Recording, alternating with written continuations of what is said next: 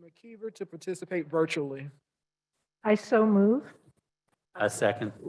It's been moved and properly second. Can all in favor say aye? Aye. Aye. Opposed? Ayes have it. All righty. We will now have our moment of silence.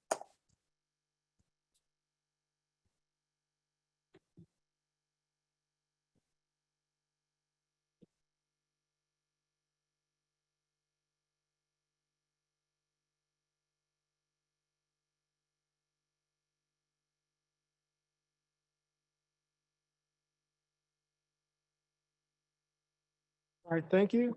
We will now have our Pledge of Allegiance.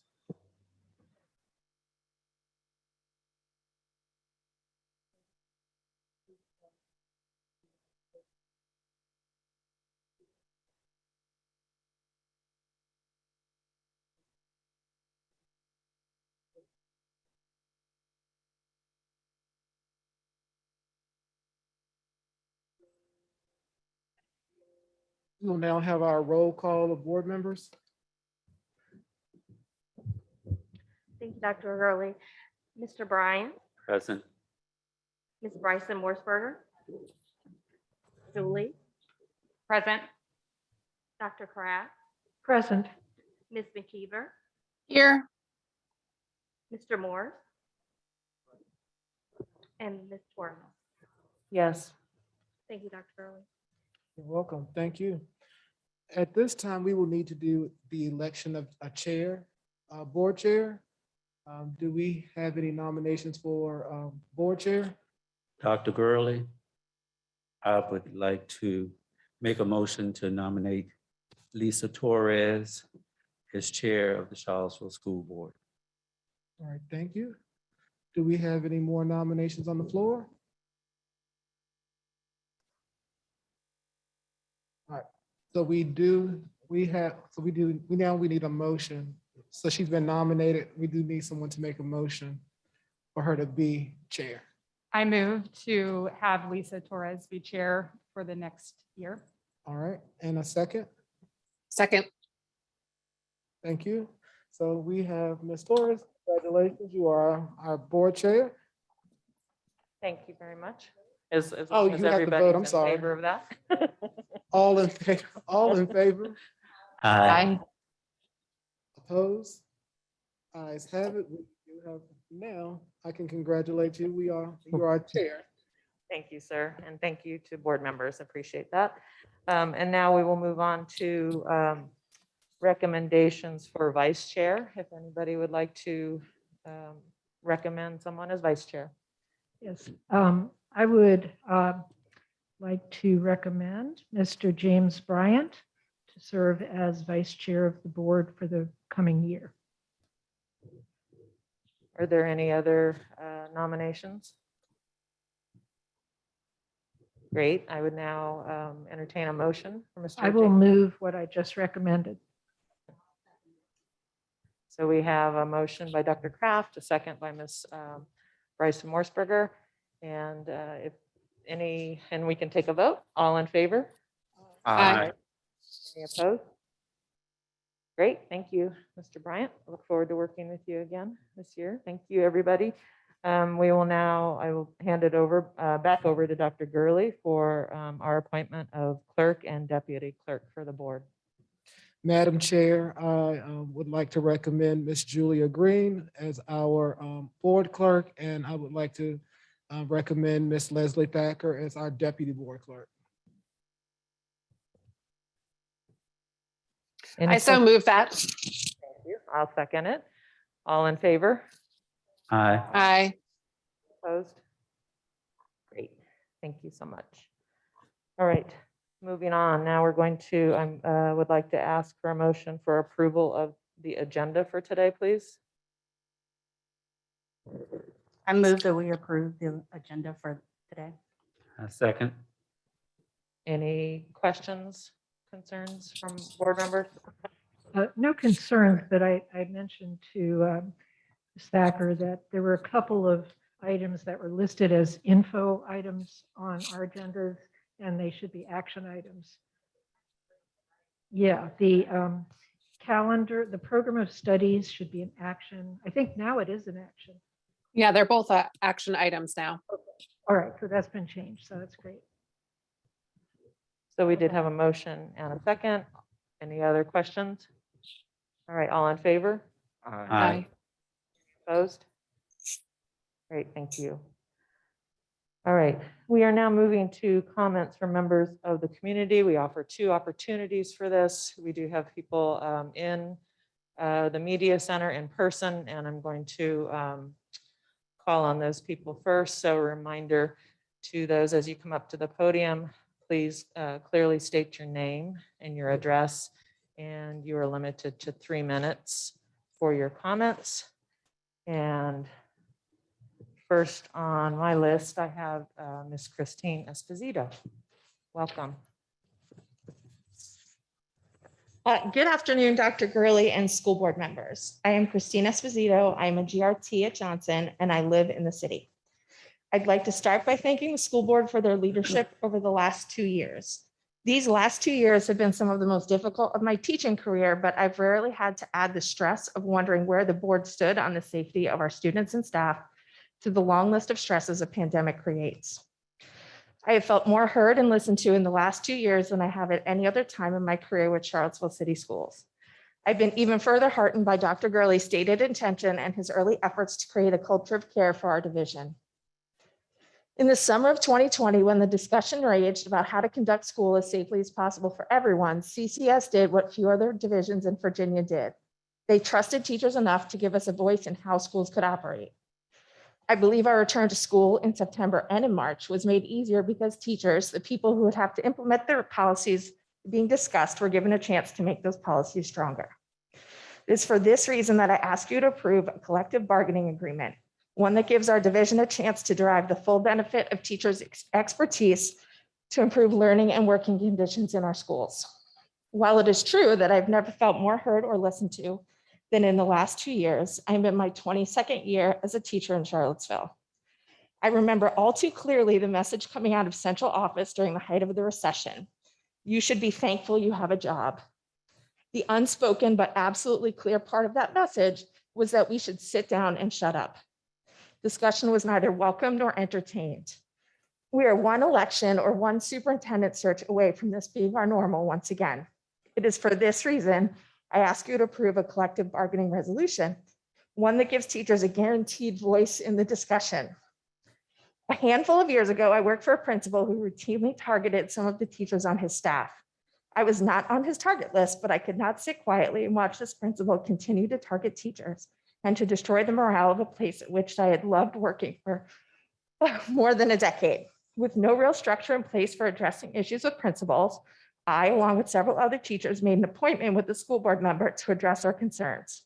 The day of the meeting, almost everyone who was planning to attend was called out of class one by one to be reprimanded by the principal and an AP for daring to take our family business outside.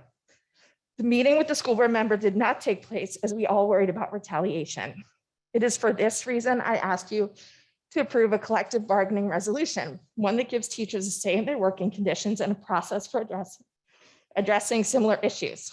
I do not doubt this board's or this administration's commitment to our students, our community, or our staff. I believe that you truly want to create a culture of care in Charlottesville City Schools. A culture of care means knowing that we all want what is best for our students, and by guaranteeing us an equal seat at the table, you trust us enough to make that a reality, no matter who is in charge. Thank you, Ms. Esposito. Next on our list, we have Mr. David Koenig. Good afternoon. My name is David Koenig. I'm a history teacher at Lugo McGinnis Academy. I'm also a parent of a second grader at Greenbrier Elementary.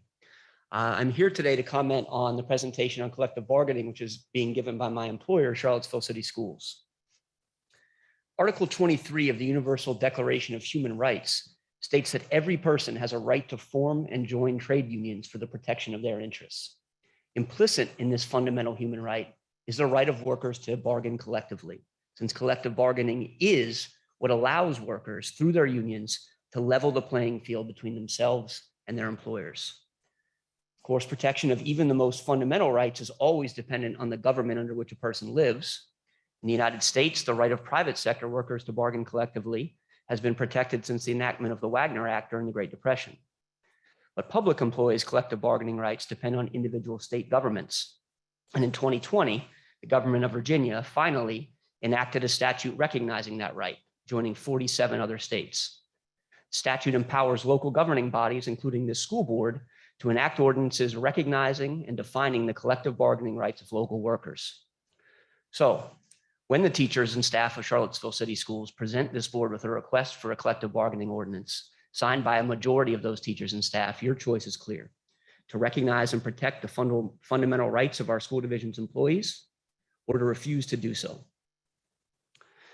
The presentation that you will hear from CCS this afternoon is clearly intended to portray collective bargaining as optional.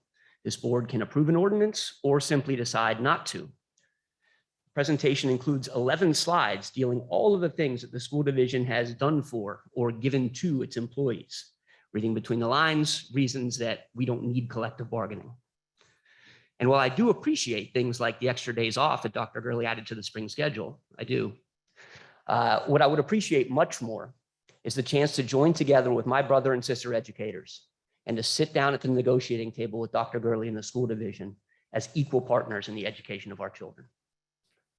The CCS presentation concludes with the directive to this board: the decision is yours.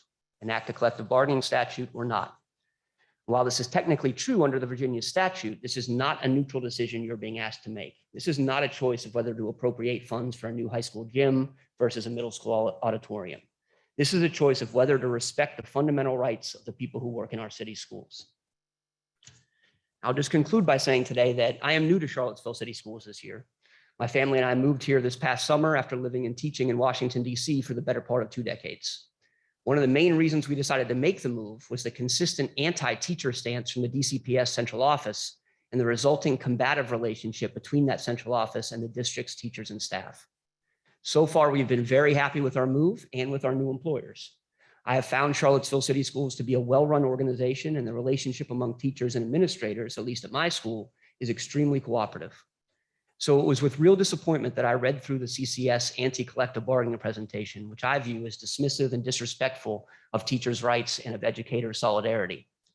My hope is that when we do present this board with a petition requesting recognition of our right to bargain together, the division's leadership will have changed their position and will be ready at that time to express unreserved support for their employees. Thank you.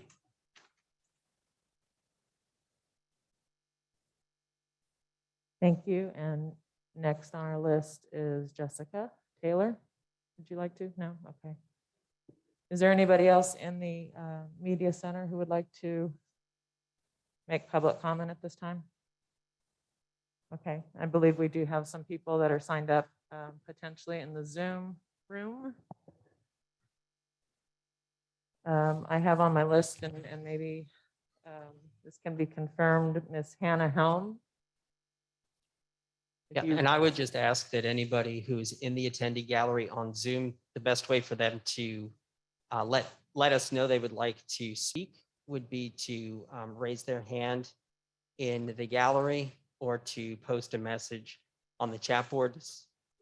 So if they could do that at this time, that would be super helpful. And I do have Hannah Helm coming through. So Hannah, I'm going to promote you up here to the panelist stage, and you should be able to unmute, and you will have 3 minutes to make a public comment.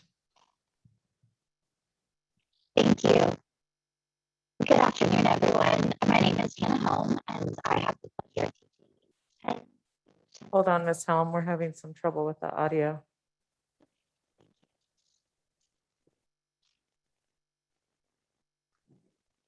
Yeah, I don't know that that's coming from our end. It might be her connection, but we may be able to try again. If not, we may be able to come back to her shortly. Go ahead and try again. Let's see how it sounds, Ms. Helm. So I teach at Charlottesville High School. No, I believe it's your connection. So I don't know if you can disconnect and potentially try and reconnect, and we can pivot back if that's okay with you. I can check to see if there are any other participants who would like to speak by raising their hand in the attendee gallery or putting a chat message in our chat.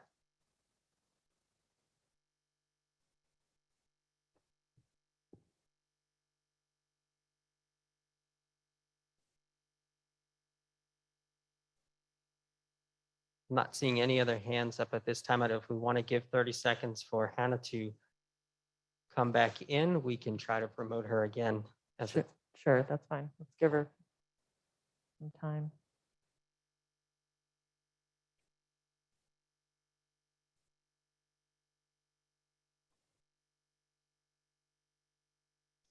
Okay, I will move Hannah up to the panelist view at this point. Hannah, you should be able to unmute at this time. Let's see if the audio quality is any better. Is this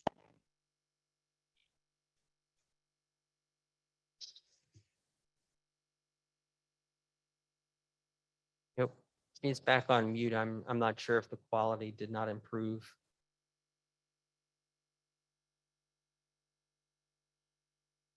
Maybe we want to try at the end, at the second public comment speaking section. Ms. Helm, are you there? yes? We can wait.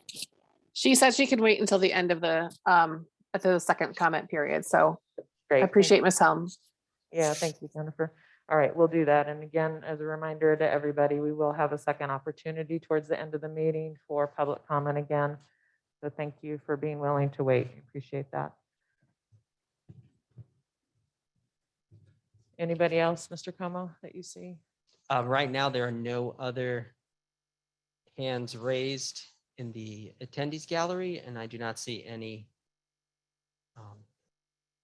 chat messages at this time for new comment. Okay. All right, we're going to move on then. Thank you. Thank you to those who made comment. We appreciate that. So moving on, our next this is an opportunity for comments from the board. And in the interest of time, if we have some announcements that need to be made, let's make those, but I'd like to keep it moving just with the potential inclement weather on its way and other things that we'd like to talk about. So Ms. McKeever, did you have any announcements or comments at this time? Not at this time. Thank you. Okay. Ms. Bryson Morseberger? Not at this time. Thank you. Mr. Bryant? Not at this time. Okay. Mr. Morse? No, I'm fine. Thank you. All right. Dr. Kraft? I'd just like to welcome our two new board members, Ms. Dooley and Mr. Morse, at this time. Thank you. Ms. Dooley? I don't have any comments at this time. Okay, thank you. Yeah, quickly, I as well would like to welcome our new board members. Thank you both for joining us. I look forward to working with this entire board again. And my only other comment quickly at this point is to congratulate Mayor Snook and Vice Mayor Wade, and to just send out a message that we look forward to working with council in this next year. And I will now move to the adoption of our consent agenda. If someone would like to make a motion for that, please. So moved. I'll second that. Okay. Any questions or comments about the consent agenda? All right, all in favor of approving the consent agenda, say aye. Aye. Aye. Any opposed?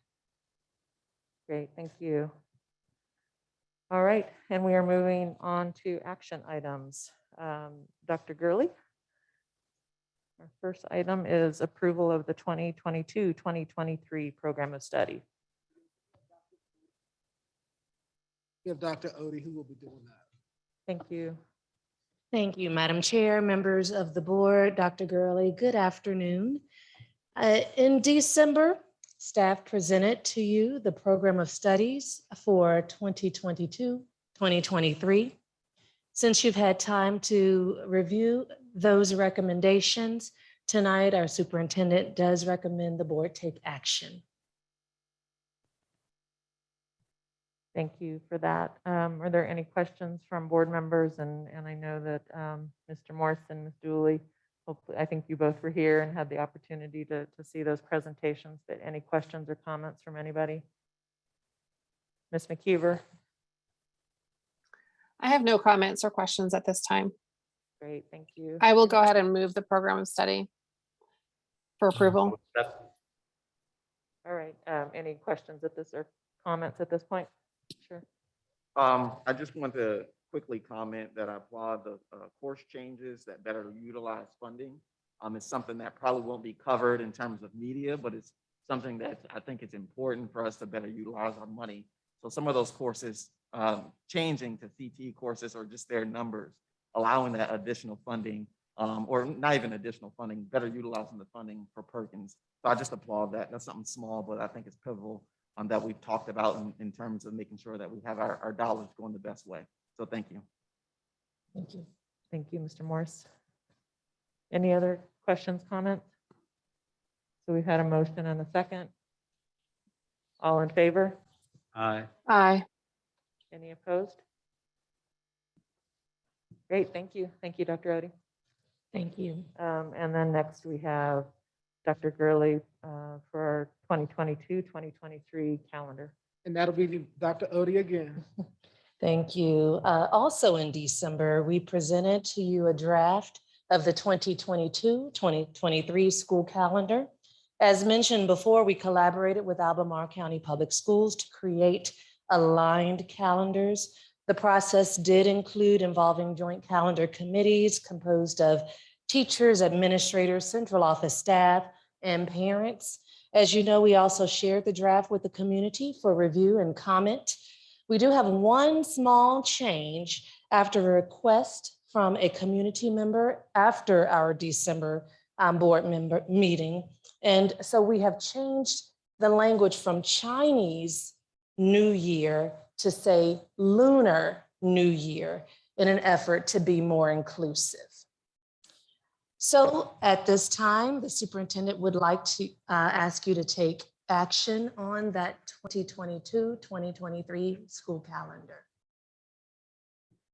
I would like to move that we approve the 2022-2023 school calendar. Second. Any questions or comments from board members? Hey, this is Jennifer. I just wanted to note that I probably will say no to this calendar. Again, I just think there's a lot of short weeks and kind of in a row, which I just always think is a problem. I kind of wonder, I don't know who's on these committees. And so that's also, I'm sure very good people who are accurately representing all of the possibilities here. I just wonder if there should be other representation on this, because it just always feels like the same issues come up year after year with respect to the 3-day weekends that happen every other week in multiple months. So I'm going to say no, but not out of disrespect, not out of the hard work that people have done, but I just would.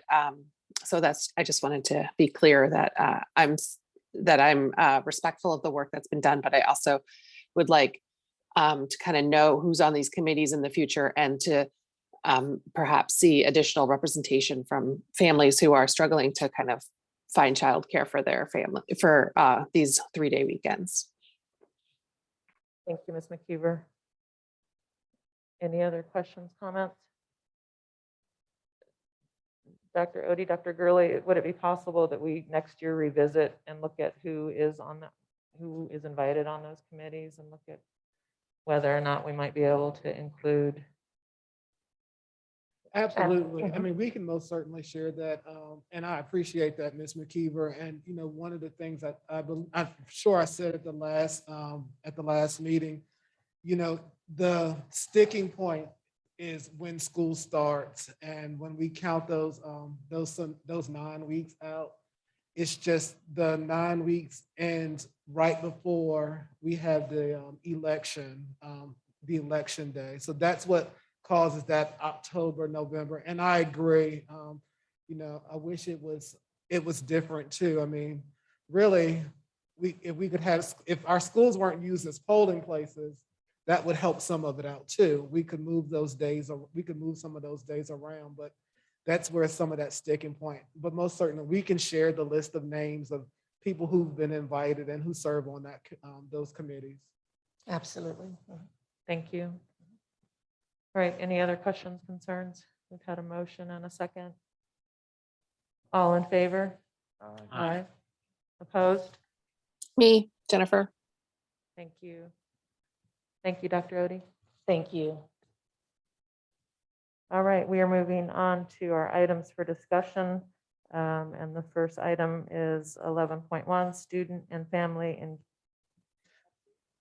We will have Miss Bianca Johnson will be coming forward. And I'll introduce her. I should have stayed up here, sorry. So I will ask for our coordinator for student and family engagement, Bianca Johnson, and two special guests who she will introduce to provide you an update for our student and family engagement efforts here in Charlottesville City Schools. Ms. Johnson.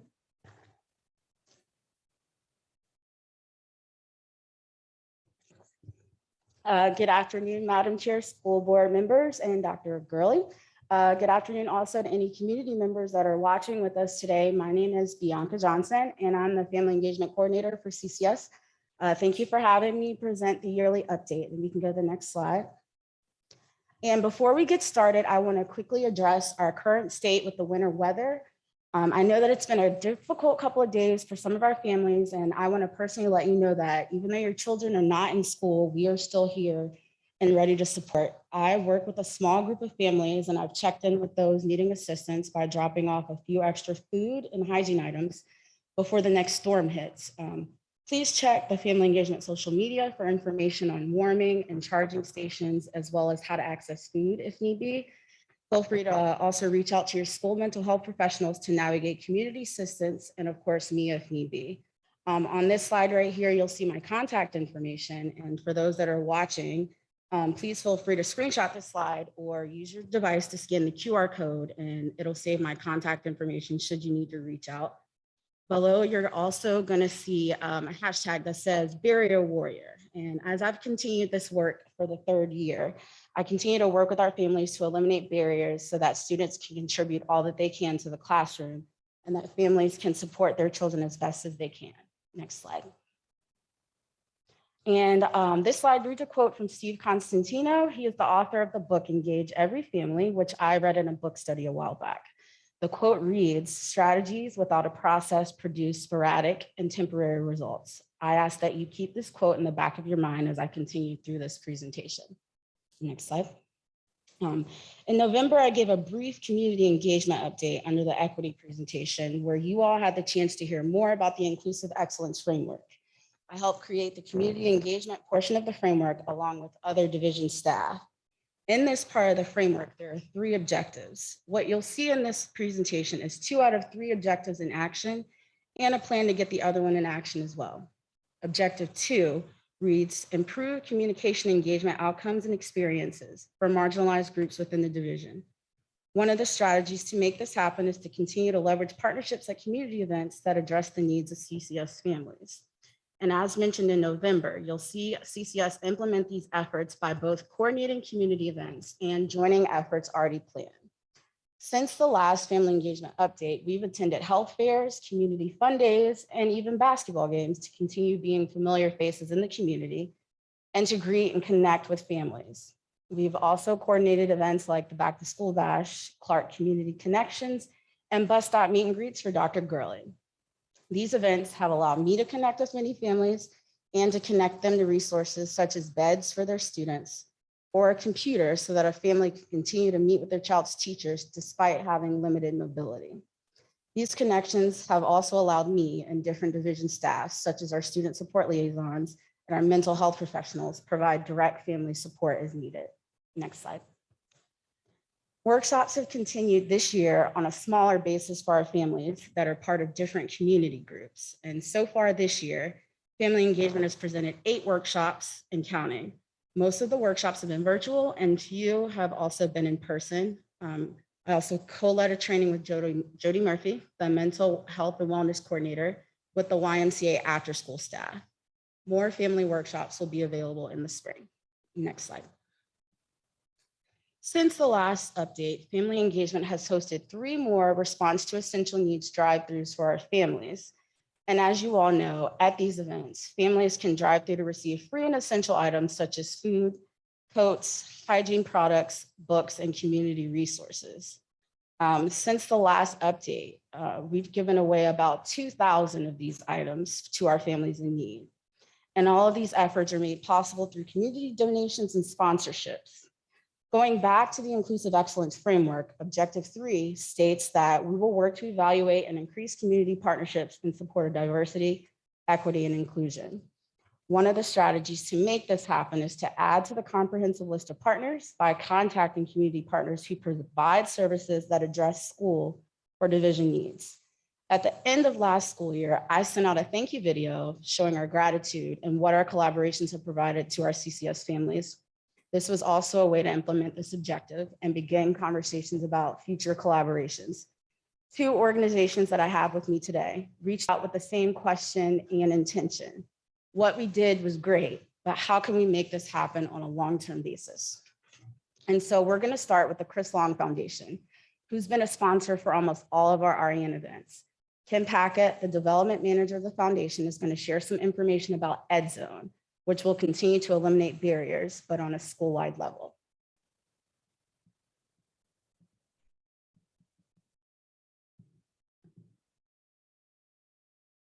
Afternoon, everyone. Thank you for having me here today. Like Bianca said, my name is Kim Packett, and I am the development manager at the Chris Long Foundation. At the Chris Long Foundation, we're primarily known for our work in the clean water sector, but education has been at the core of our mission since the beginning. We have previously run programs such as EdZone and First Quarter for Literacy, which was focused on the construction of at-home libraries for students and just increasing the overall literacy rate through cities across the country.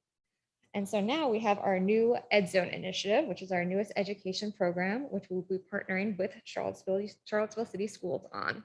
Through EdZone, we'll be focusing on the distribution of essential needs items to students and communities of importance to Chris and Meg Long, who are the trustees of our foundation. Those communities are St. Louis, Philadelphia, and of course, Charlottesville, Virginia. EdZone will support students through the provision of basic needs, breaking down barriers to learning so every child can start the school day cared for, provided for, and confident.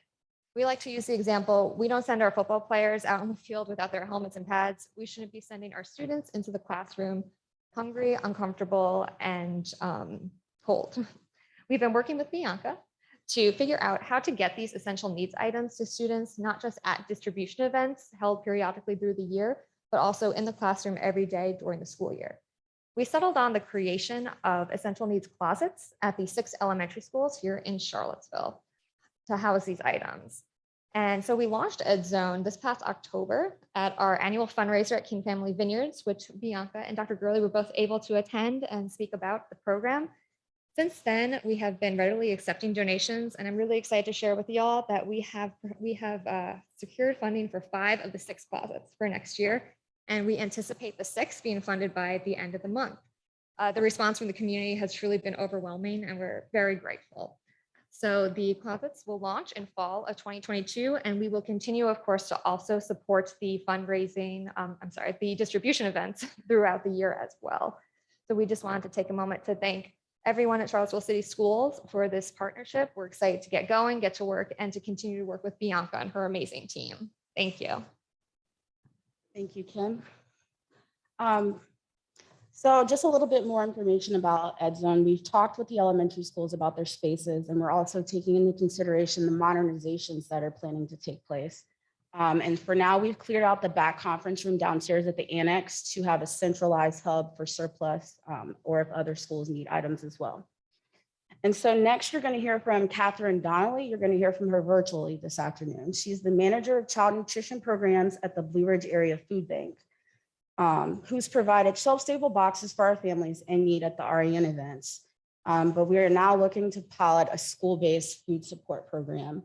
She also prepared an overview, and I made copies for you guys if you're interested. Thank you, Bianca. Can you all hear me okay? Yes. Woohoo. Thank you so much for having me. I'm really sorry that this is virtual. I'm coming to you live from our main office in Verona. Due to the weather and COVID concerns, we decided to not go over the mountain today, but I do really wish I could be there with you in person. We're really excited to work with Bianca. It's been a great experience working in some of the shelf stable food boxes that we've done for some of these events. And what we'd like to do is expand our Good Food School Market program that currently exists in 2 schools, one in Harrisonburg and one in Broadway. And they are distributions of both shelf stable as well as fresh produce for schools. It's another way to create an access point with limited barriers for students and families to access this food that they may need from the food bank, as opposed to having to navigate the emergency food system through food pantries. So it's just another way that we like to create access and create buy-in by identifying partners such as Bianca to help us come to the right schools and to advertise the events and to make it accessible to any and all who may need it in the area.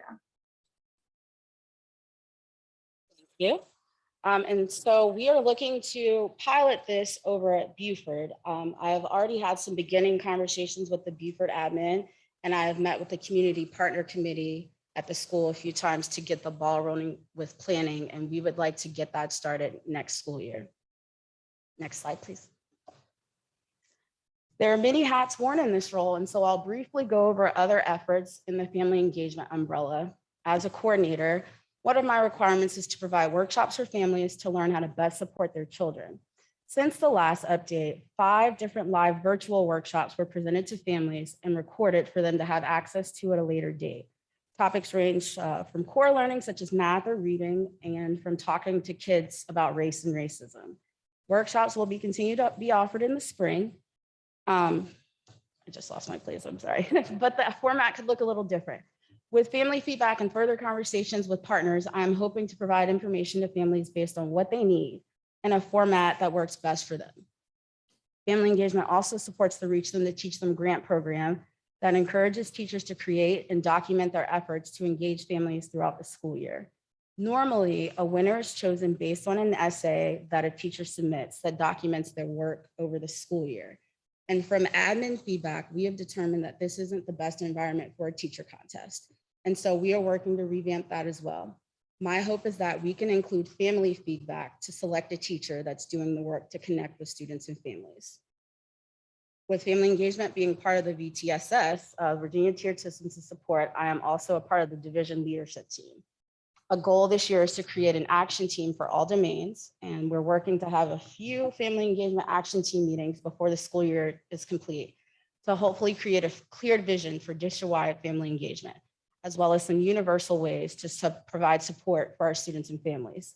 I'm also looking to gain some feedback from our teachers and support staffs within the school buildings to find out what they need to better engage families. Next slide. And in this work, I believe that it's important to also increase my learning capacity as well. And so on this slide, you'll see 2 books that I've been reading this school year. Last year, I was invited to join the District Leadership Network, which allows me to meet with others in the same work field as me to hear new ideas to engage families. In November, I attended the DLN 2-day learning lab to hear about many new efforts in districts across the US, including connecting with families during COVID and evaluating district-wide family engagement. Next slide.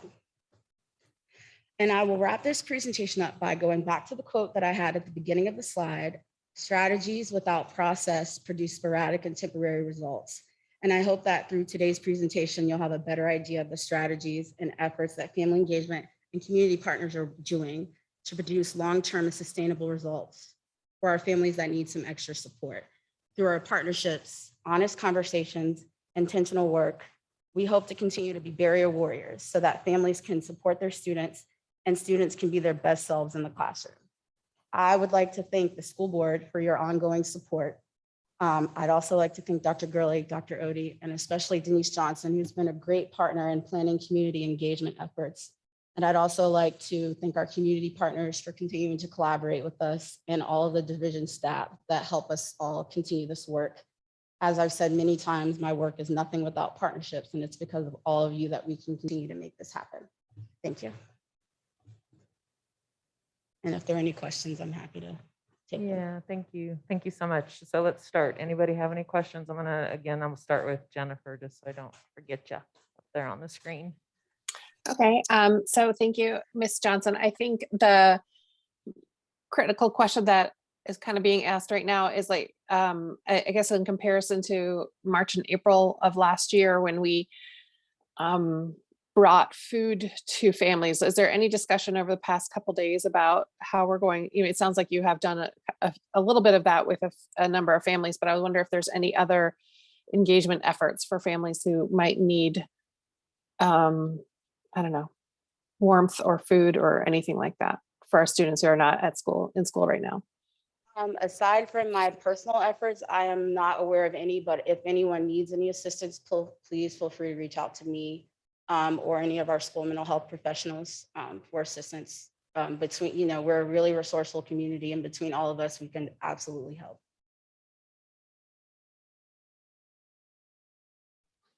I guess again, I appreciate that. I think this is a pretty small window of time that we'll be doing, you know, not in school. So I'm hopeful that we'll be returning to school soon. But I wonder if the barrier of having to ask for help is, I think, one of that you can appreciate and respect. And I just wonder if we, given our culture of care, if we can kind of, if we can think in a long term about how we can overcome that potential barrier, and how we can approach families in a way that makes them feel like it's not reaching out, it just is like, this is what we do. Because I think, again, you're doing all of this incredible work. So this is just like obviously a very unique moment with the snow and weather this week. And so I think it does provide us an opportunity to think long-term about how that reaching out piece can be such a, I mean, I know for myself and my own challenges that can be very hard. And so I imagine some of our families also have similar difficulties. Absolutely. So thank you for the good work, and I applaud your effort, and I look forward to kind of how we can continue to examine our process. Sure thing. Thank you. Ms. Dooley, I'll start down with you right now. Sure. So again, just echo my thanks for your work and your team's work in supporting our students and our community. I've had the opportunity to participate in some of the events and just been really impressed with the organization and the involvement. Some questions I have are just more systematically, how are you measuring success? Is it by the number of families that are served? You know, how many people are coming through, or what are your benchmarks? That's a good question. I think that it can be measured in a number of ways. I think that we can look at what we've bought versus what we've gotten rid of. I think we can go on family feedback. I think we can go on community feedback. A lot of the feedback that I receive is really organic. And so a lot of times I'm not creating surveys and things like that. I'm out in the community asking questions, being a familiar face. And I think that as long as we continue to be familiar, that families will feel comfortable kind of coming and giving us that feedback. Sure. I think maybe what Ms. McKeever is getting at too, you know, having some of our established events that we know are just consistent needs Sure. are always going to be there. But when we do have moments like this week that are hopefully unprecedented and not normal, you know, that we're able to pivot, Sure. you know, more nimbly to respond to what members of our community need. But Sure. overall, just really impressed and grateful for your work. Thank you. Dr. Kraft? Yes. Yeah, I just had a couple of questions, and I really appreciate the work that you're doing to kind of move things to the next level, as you say, to make them sustainable and system-wide. And it's really great to see that happening. I had a question about the needs, the closets in the elementary schools, and whether are the items that are there, are they provided by the foundation by donors to the foundation, or can people in the community donate items? That's a great question. And I think that, and Kim, please correct me if I'm wrong, I think we're planning to do both. And so the foundation will provide some basic funding to get those supplies, but the community is always reaching out, asking for ways to donate. And so we definitely want to utilize that as well. Okay, and will it be, will it include clothing, or is it limited to toiletry items? So at the moment, I believe that it's going to be limited to more hygiene supplies, but if need be, we're happy to maybe have some clothing. I think that the coat drive is something that we are possibly planning to continue, and anything that's left over can go directly to those closets. Great, yeah. Well, I just think that it's a wonderful idea, and I know that there are many people who would be really eager to donate items if we get to that point, or Sure. when we get to that point. Thank you. And my only other question was, with the workshops that were offered, do you, and I remember I sat in on, I think at least one of them, and it was really great. And I'm wondering if you have a sense of how many people are taking advantage of these. Sure.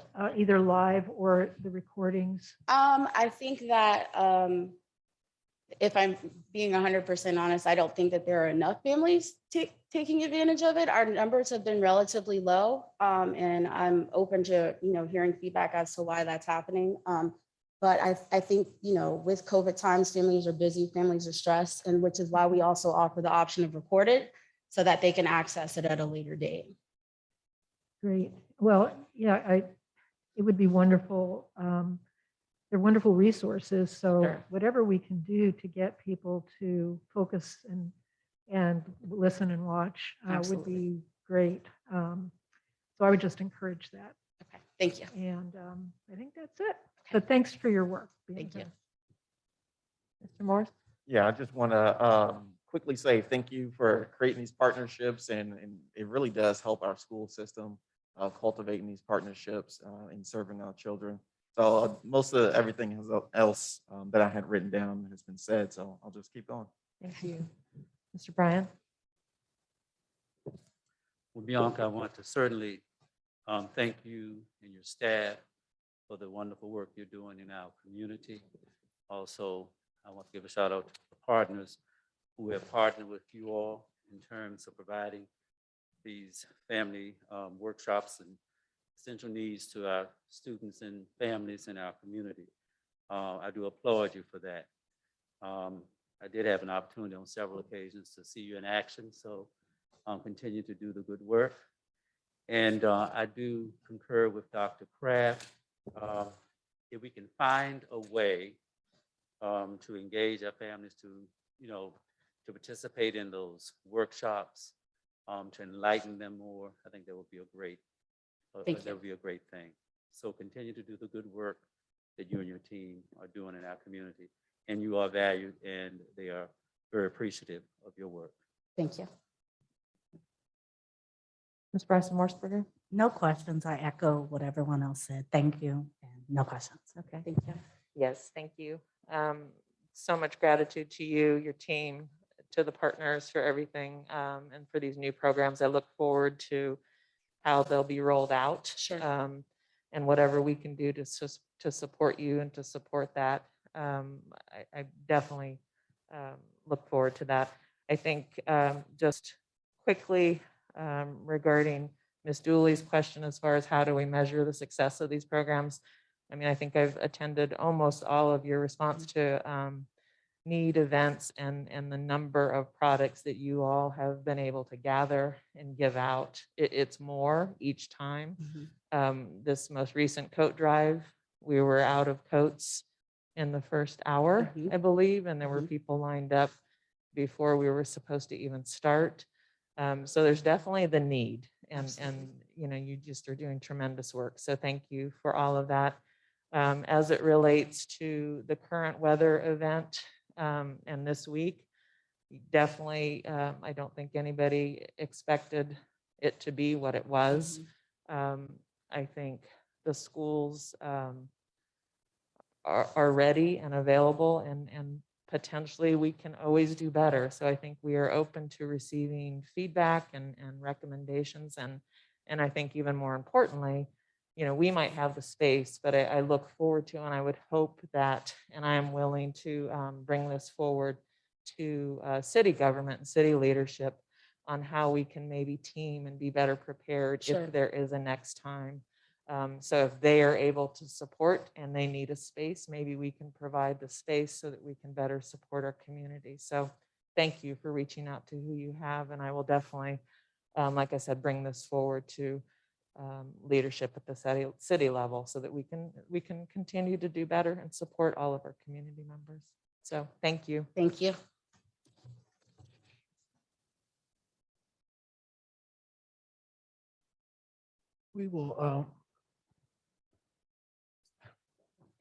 We will now have Dr.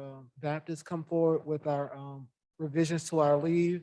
And so I want to say that as a part of just the listening sessions that I've had and just, you know, this caring culture that on many of my stops, I've heard from a lot of men who have said, you know, I think that we need to relook at some of our policies because in terms of paternity leave, I'm not able to, you know, be out when my wife or when my partner, when my husband has had a child. And so I want to be able to take advantage of that too. And I've also heard from expected mothers who said that our current leave policy just does not address what we need in terms of being able to support our child in terms of bonding and things of that nature. And so what Dr. Baptist is going to do, she's going to present to you a policy that has been drafted for your consideration. Madam Chair, members of the board, Dr. Gurley. Dr. Gurley has just shared with you everything I was going to share with you. Except this is a regulation, not a policy. We already have the policy. And so this would be the regulation that goes along with our staff leave policies. And we're not 100% sure we will keep all of the numbers in here exactly as they are, but we did want to share with you what we're thinking, because as Dr. Gurley says, we have had concerns from families that there has not been the bonding time. Some of you know I'm a new grandmother, and I also experienced this with my own son who had very little time out for the birth of their child. So he's not an educator, so it's a different group, but I see how it has affected families. So what we have looked at is several regulations throughout Virginia. The usual places I look at when we're looking at policy to sort of see what are other divisions doing. And so what we have here, and it is on the second page, and the part that's in the bold print is the only part that we've looked at changing. So we are looking at the possibility of having up to 30 accumulated sick leave. So someone would have to already have the sick leave to be able to do this with pay, but allow them to have that time for bonding. And if you look, you will see there are some stipulations in there. It needs to be consecutive time. It needs to be within the first year. There's certain events that it would need to follow. But we just feel like that it is something that does match the culture of care that we're showing. The mother will have FMLA and would have the amount of time. It is the father, or in an adoptive family, either of the parents or both of the parents, that this would really be a benefit for. So like I said, we've seen different numbers from different school divisions. Some have used 30, some have used 40. Right now we've got 30, I think, in here. Yes, 30, not to exceed 30 work days, but we really want to look at it more, but wanted to share with the board what we're thinking about to match with the culture of care that Dr. Gurley has talked so much about. So this doesn't really require any sort of action. It is an information item anyway, but wanted to get your thoughts on it. And if there were things you wanted us to look at, research, or rethink, get your opinions. And Dr. Baptist, I think. Time to go home. Yes, time to go home. I think one thing that would be really important for people to know too is, just as a little background, is that before this regulation, fathers could only take 3 3 days off during the birth of a child. So this is a tremendous improvement in terms of heading in the right direction. Right. So I would ask if there are any questions or feedback that you would have on this. Okay, thank you. Again, I'm going to start with Ms. McKeever.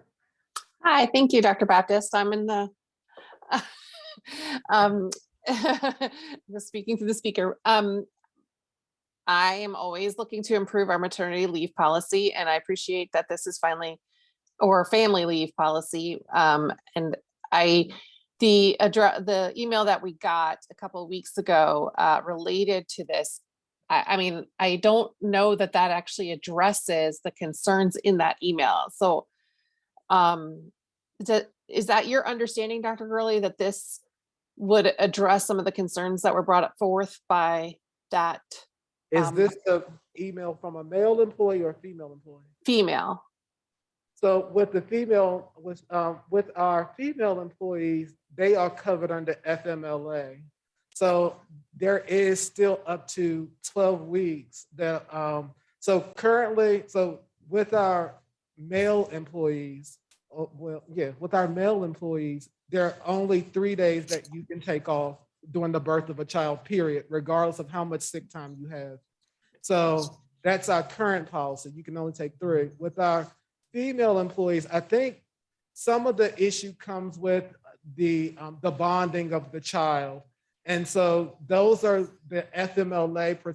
I think there's some wording things here that we're going to have to, and we've taken this to TAC.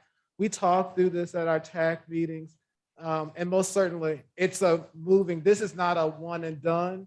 Now, we do know that we can't account for all situations within the regulations, but I do think we can umbrella most of those things. So some of the things will be taken care of with FMLA. And I think I'll have to go back and read it one more time. Please do, because I think it requires the doctor's notice, and that's like only really up to 8 weeks or so. Like there's some very, I think, funny things about the FMLA with respect to giving birth.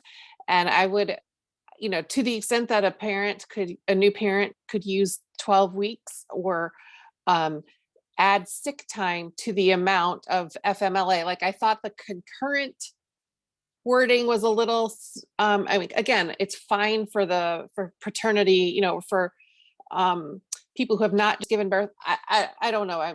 My language around this is very ignorant, so I apologize. The family bonding is key, but also the kind of, if they have sick leave that they can use, I would like a parent to be able to use that on top of their FMLA if possible. Or just go back to that email that our teacher wrote about. And I would definitely encourage you to talk to more than just the TAC, like expand, because I think there's been a lot of questions over the years, and I'm happy to talk with you offline about it more.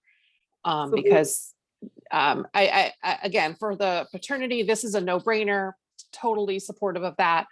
But I definitely want to see more support for new moms and new families around this FMLA and sick leave.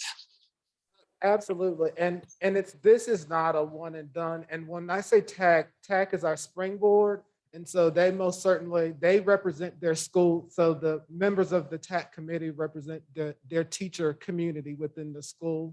And so most certainly, I appreciate that this will be fluid, and we will most certainly continue to bring it back as we evolve it. And we'll continue to put it out to our teacher stakeholder group, all stakeholder groups within our buildings. Ms. Bryce Morseberger, you look like you're working diligently down there. Do you have any thoughts? I had a few thoughts. For the paternity leave that we were talking about, the 30 days, I was wondering if our starting point could be 6 weeks, because that's the amount of time to heal from a C-section, I guess the window. And so a lot of times the parental leave is to help the spouse who's just given birth to be able to function and, like they need support and help. So I was just throwing that out there that maybe we could start with a window that kind of correlates with like the medical need that might be involved. And Ms. Bryson Marksberger, are you saying start it when the baby is 6 weeks or start the leave as 6 weeks? at a minimum of 6 weeks so that you could support your spouse or partner who may have had a C-section. And Well, the needs to heal. 30 days would be 6 weeks. It's 6 weeks? Oh, Yeah, well then, 6 times 5, excuse- yeah, it'd be 6 weeks. Oh, well, never mind. Everything's great with that. And then the female employee, the email, I'm confused. I thought that they were asking to be able to use their sick leave without a limit on how much they could use while they were out on FMLA or whatever period that is covered, that they could at least use sick leave so they could continue to be paid. Do we allow that? for you I to use? haven't seen these emails that you're speaking about, but for the mother, FMLA would be what the mother would use. But for the father, as Dr. Gurley said, we've had a very limited amount of time, 3 days, that people could use their own sick leave for. This would allow somebody to use up to 30 days or 6 weeks of their accumulated sick leave if they already had it. Now, if it's somebody that's in the first year with us or first year teaching, they may not have accumulated 30 sick days, so that would be a different issue. But if we have employees who have the accumulated sick leave, this would then allow them to use up to 30 days of their already accumulated sick leave for bonding or being at home to help. And that's if, if the mother is ill, then that would be an issue, or the child is ill. But this is trying to help with the bonding piece differently. Okay, so if I just gave birth and I need to be out for longer than the 30 days, and I have longer than 30 days of sick leave, can I access as much of my sick leave? Because I think people take sick leave so they'll continue to get paid, because FMLA, you're not paid, it just guarantees you the time. So can you access as much of your sick leave as you would like? If you're an FMLA, you can use either sick leave until you use it up and then go to unpaid, or you can use FMLA and hold on to some of your sick leave depending on the individual rules of FMLA. So the mother would be handled differently than the father. This is really helping more the non-birth parent to be able to have more time at the time of a birth or an adoption or fostering. Okay, thank you. Mhm. And if I can, and one of the things, and this is just a clarification piece, and I'll be happy to reach out to the employee and Ms. McKeever. Just looking at that email, I know specifically that that particular person was talking about using their sick leave within the FMLA period, which is permitted. Yes. Which is permitted. So, and I think there's two different languages used here. So I'll just make sure that we clarify and that this policy also states that you can, about the FMLA window, because the email says being able to use your sick time during the FMLA period, which we would support. Right.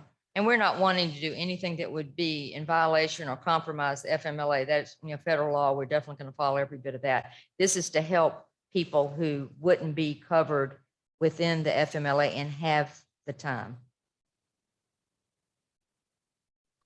Okay, so I feel like this is a tangent from the policy that we're talking about, and but one that I think is really important, because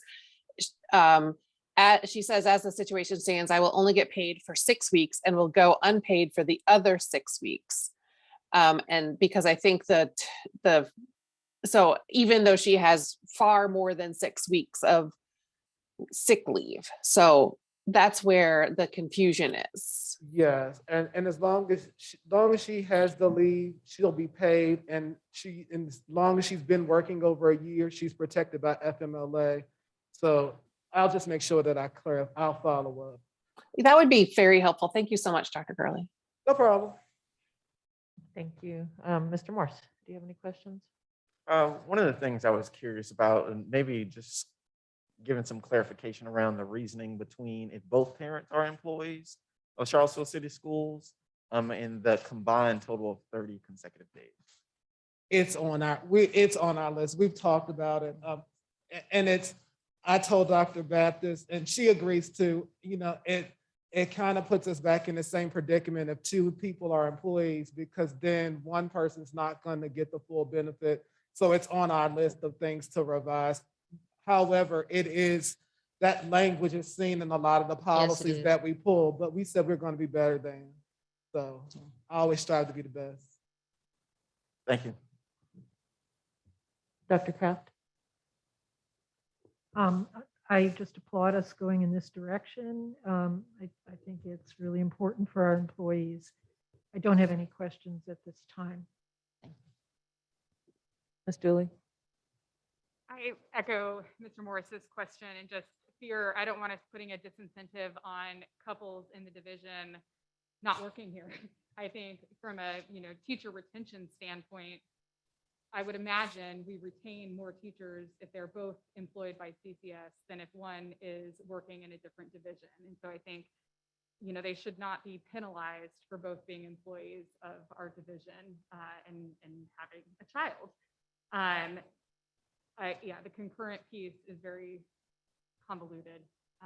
Certainly, I mean, the idea that it still is 3 is outrageous to me. And so I am very grateful that we are, joining the 21st or even the 20th century and improving parental paternity leave. But it seems like there's a long way to go. And I'd like to see us maximize the number of paid days that both fathers and mothers can take, well beyond 6 weeks, especially if they have that accumulated sick leave in their name. Great, thank you. I also had the same question. Dr. Gurley and I had spoken about that before. So yeah, I agree. Father, mother, father, father, mother, mother, we can do better. So I appreciate you all working on this. Thank you. And I do think one thing with that, and I don't understand all the reasoning, but if both mother and father are our employees, the mother is likely to already have the FMLA. So the 30 days may go to the father. The mother may not have to take any of that because the mother's already taking the FMLA. So there's some questions in my mind too.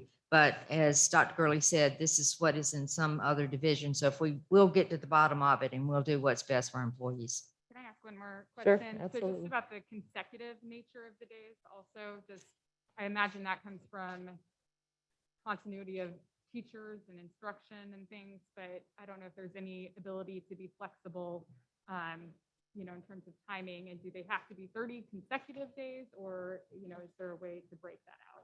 And we can look at that, but I think from what I've seen in most divisions, to have for the bonding, it was the consecutive days rather than even thinking about with the child back and forth. But we can look at that, see if we can get a better understanding.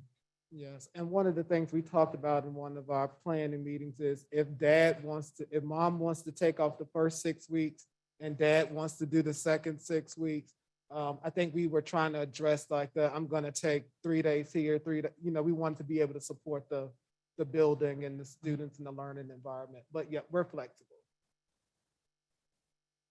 Great, thank you. Any other questions?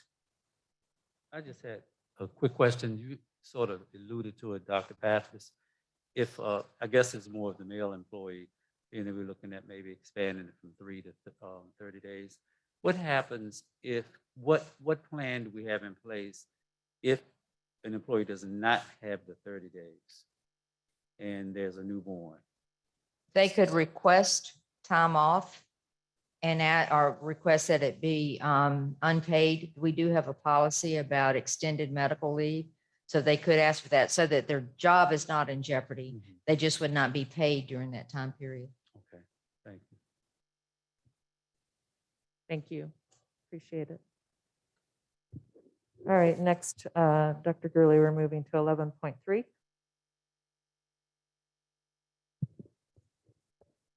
This is our discussion on collective bargaining.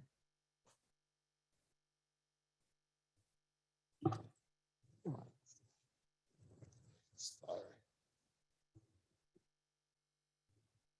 All right. Good evening, afternoon, Madam Chair, board members, our educators in the audience. And so this evening, I want to talk about being better together. And so one of the things that I want to just start off by saying is that we do value our teachers. We value all employee groups. And so I have heard you all loud and clear with our community comments earlier. And so I just want to make sure that people understand that the intention for this is to make sure that as a superintendent, I provide the most recent, and I keep the board informed of trends going forward within our school community. And so I just think it's especially imprudent to have the conversation surrounding collective bargaining. Earlier this week, I had an opportunity to meet with Ms. Taylor and Ms. Saxton, and just to really hear some of the concerns. We talked about glows and grows from the school division, but particularly throughout that conversation, we did get to talk about the collective bargaining and the why. And so and I'm really big on people knowing the why. And so for me, as I share with them, this has become one of those things that, from the educational leadership standpoint, people don't want to have the conversation about. I'm probably maybe the only superintendent standing up right now talking about collective bargaining. But I do feel, and as I stated on that day, that I don't want this to be something that we are running away from. I do think that we can have this conversation together. And I'm big on hashtags, and I do think that this is something that having the conversation, we can be better together. And I know that this is something that the board has wanted more information about. Next slide. And so what is collective bargaining? And so collective bargaining in school divisions, it would authorize a union. And so in most school divisions, if you worked in various school divisions, you know that there's typically an education association. And so while we've not formally had teacher unions, we've had the education associations in school divisions serve in that role. And so we know that based on some of the legislations that school divisions now have the opportunities to create these unions. And so we do know that there are specific things that unions will have the opportunity to negotiate. And so they negotiate the terms and conditions of employment, entering into contracts over specific periods of time. So there's a collective bargaining in Virginia then and now. And so previously, schools in Virginia have not had any authority to do any types of teacher unions. And so on May 1st of 2021, there was legislation passed in the General Assembly, which was made back in 2020, which said that school boards can recognize collective bargaining for its employees. Can't turn the page. Sorry about that. So there are specific areas that are outlined in terms of what can be collective bargaining. So the localities can determine what can be what we can bargain, what the school teachers, educator unions can bargain. And so those terms typically are around one of the more areas is wages, benefits, and working conditions. So where are we? Where are we now? So currently in CCS, there is no collective bargaining, and that's why we're having a conversation. And so one thing that I stated, and the reason why I have this, and we kind of had this conversation because, it's like, well, what's the tone of the presentation? And so the reason why I say certain things, because I want to make sure that people are clear. It's not that we are running away from, because I do think that we'll be better together once we all have made some types of decisions. But it's important to know that we've always been willing to work.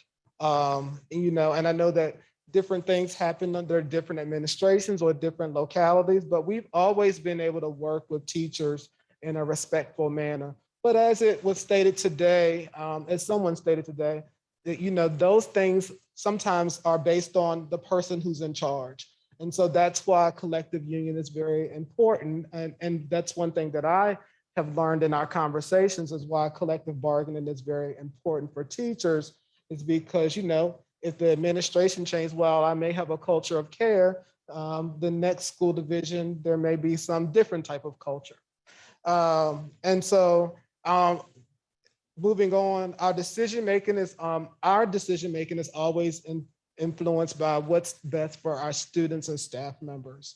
And we've had several commendations from our CEA about just the manner in which we work to resolve problems for our teachers. And so that's something that we will always do, whether there is collective bargaining or not. But I want to make sure that people know that we will always work, and I believe that our board will always work to resolve things in an amicable manner and always work to do what's in the best interest of our teachers. We always want to hear our teachers' voices. And so when we talk about Better Together, we know that there have been some things that have been communicated. We know that the CEA has expressed interest in communicating information about collective bargaining.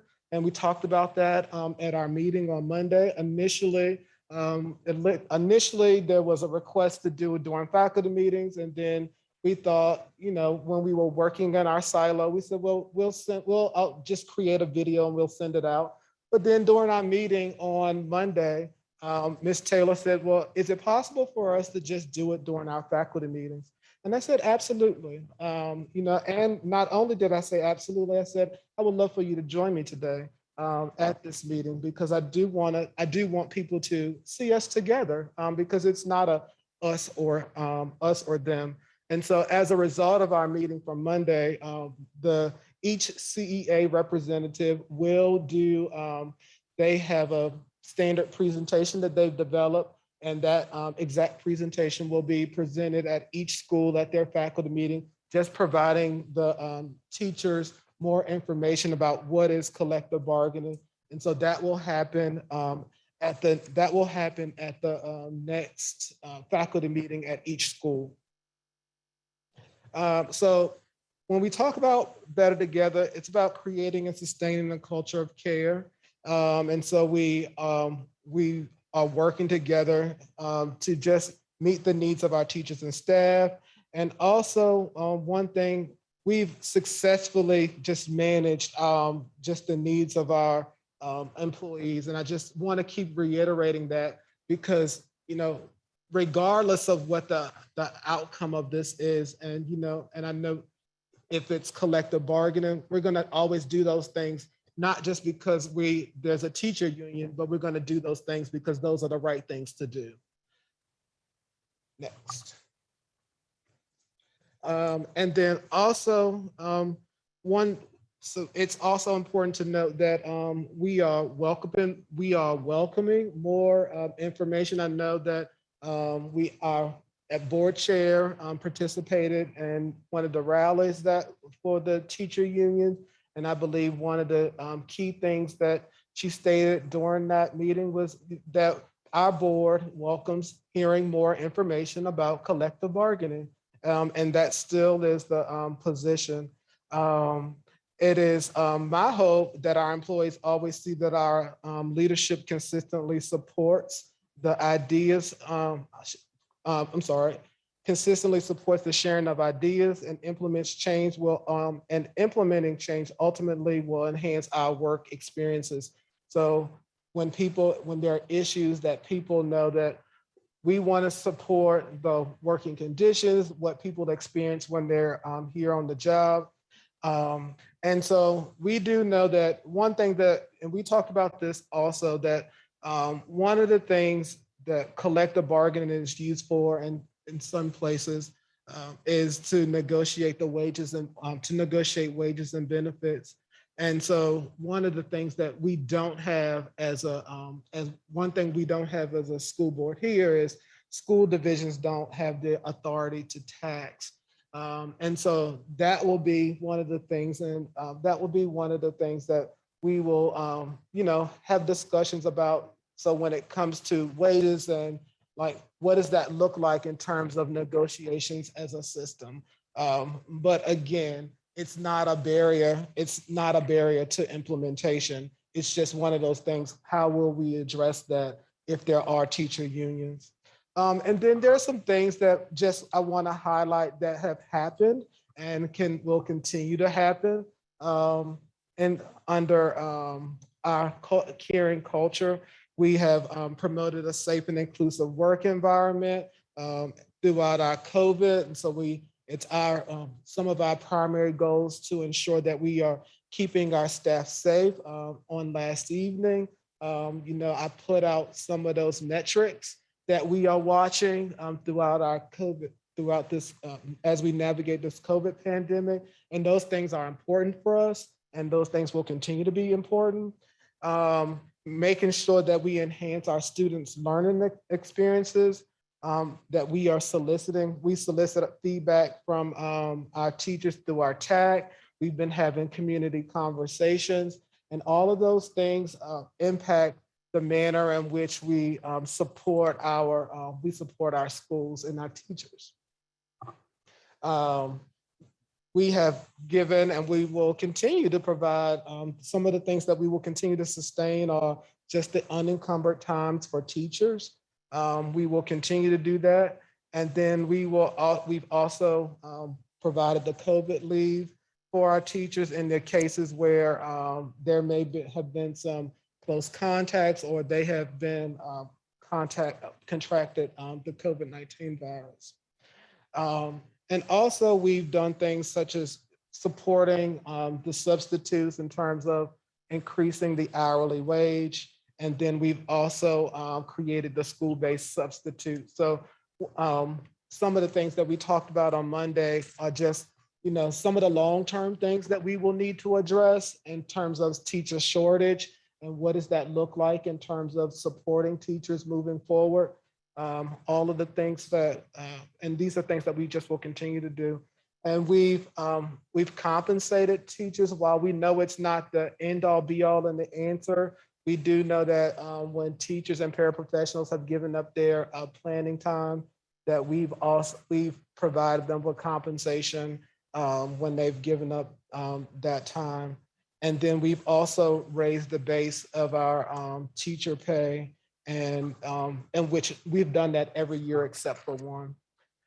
And then just the professional learning opportunities and then the tuition assistance to increase teacher skills. And we will continue to be creative in terms of just how we, support our teachers. It's the other benefits that we've heard from teachers throughout some of the listening sessions. It's not always about the compensation, but the professional development. And then the listening and learning sessions, we're going to make sure that we honor the request of our CEA, and we're going to make sure that we provide the opportunities for them to do their presentations for collective bargaining. And then we will continue to use our TAC as a method to gather teacher input. So, I know this is the slide, we had some conversations about the presentation and it sounds like, okay, well, you can choose one or the other and it'll work without, and that's not the intent of the presentation. The intent of the presentation is just to know that at the end of this all, that our board will need to, as a school board, you will have to, resolve the matter by saying whether you will support moving forward with collective bargaining or whether you can do this without. And so I just think that the path forward just should allow for the opportunities for you all to get all the information you need so that you can continue to support our culture and the value and the needs of our stakeholders. And so what that looks like is, and this is just the options, that recognizing that you can recognize that the unions as the exclusive bargaining and allow collective bargaining, or you can specify that we don't authorize collective bargaining. And that's not what this meeting is not about action, This meeting is just about providing you all with the information that you need just to start the conversation. And then I did, as I mentioned earlier, I did invite Ms. Taylor because I am not the resident expert. I did invite Ms. Taylor to join me today because I told Ms. Taylor that on her foot that she had surgery on, that I do think it's very important that she and I stand together because it's not a us, them. It's really, we can have a conversation, and this is very important. So I'll give you the opportunity to ask her questions, and I'm also going to allow her the opportunity to speak.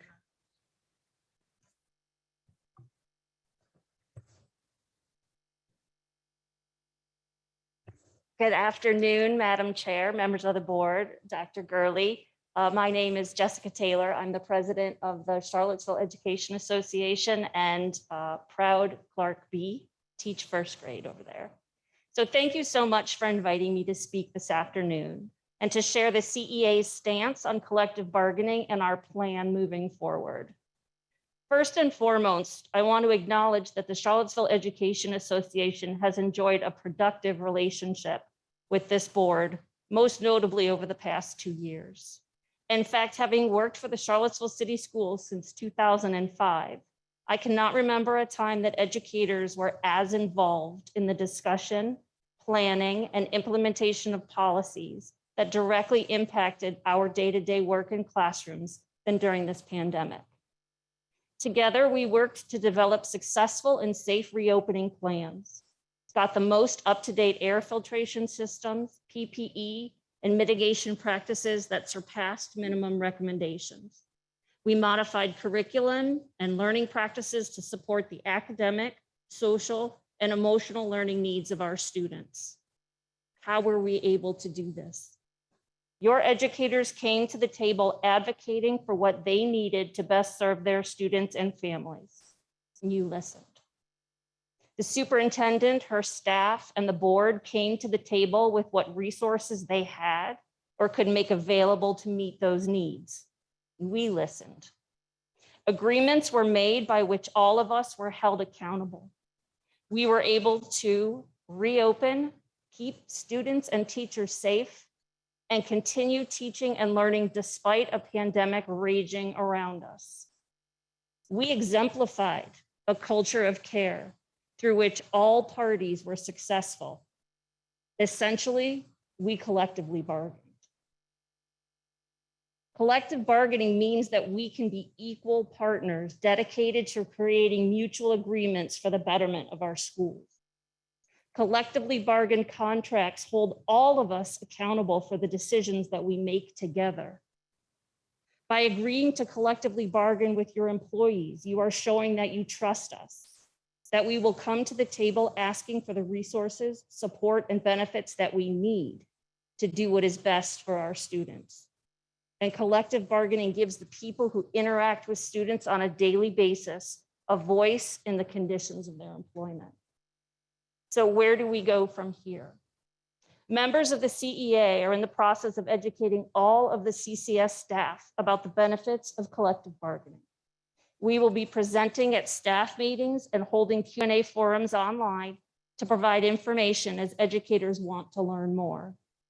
As our membership grows, we will hold a card campaign through which we will get signatures from all of the CCS employees, CEA members, and non-members who are in support of collective bargaining to present to you.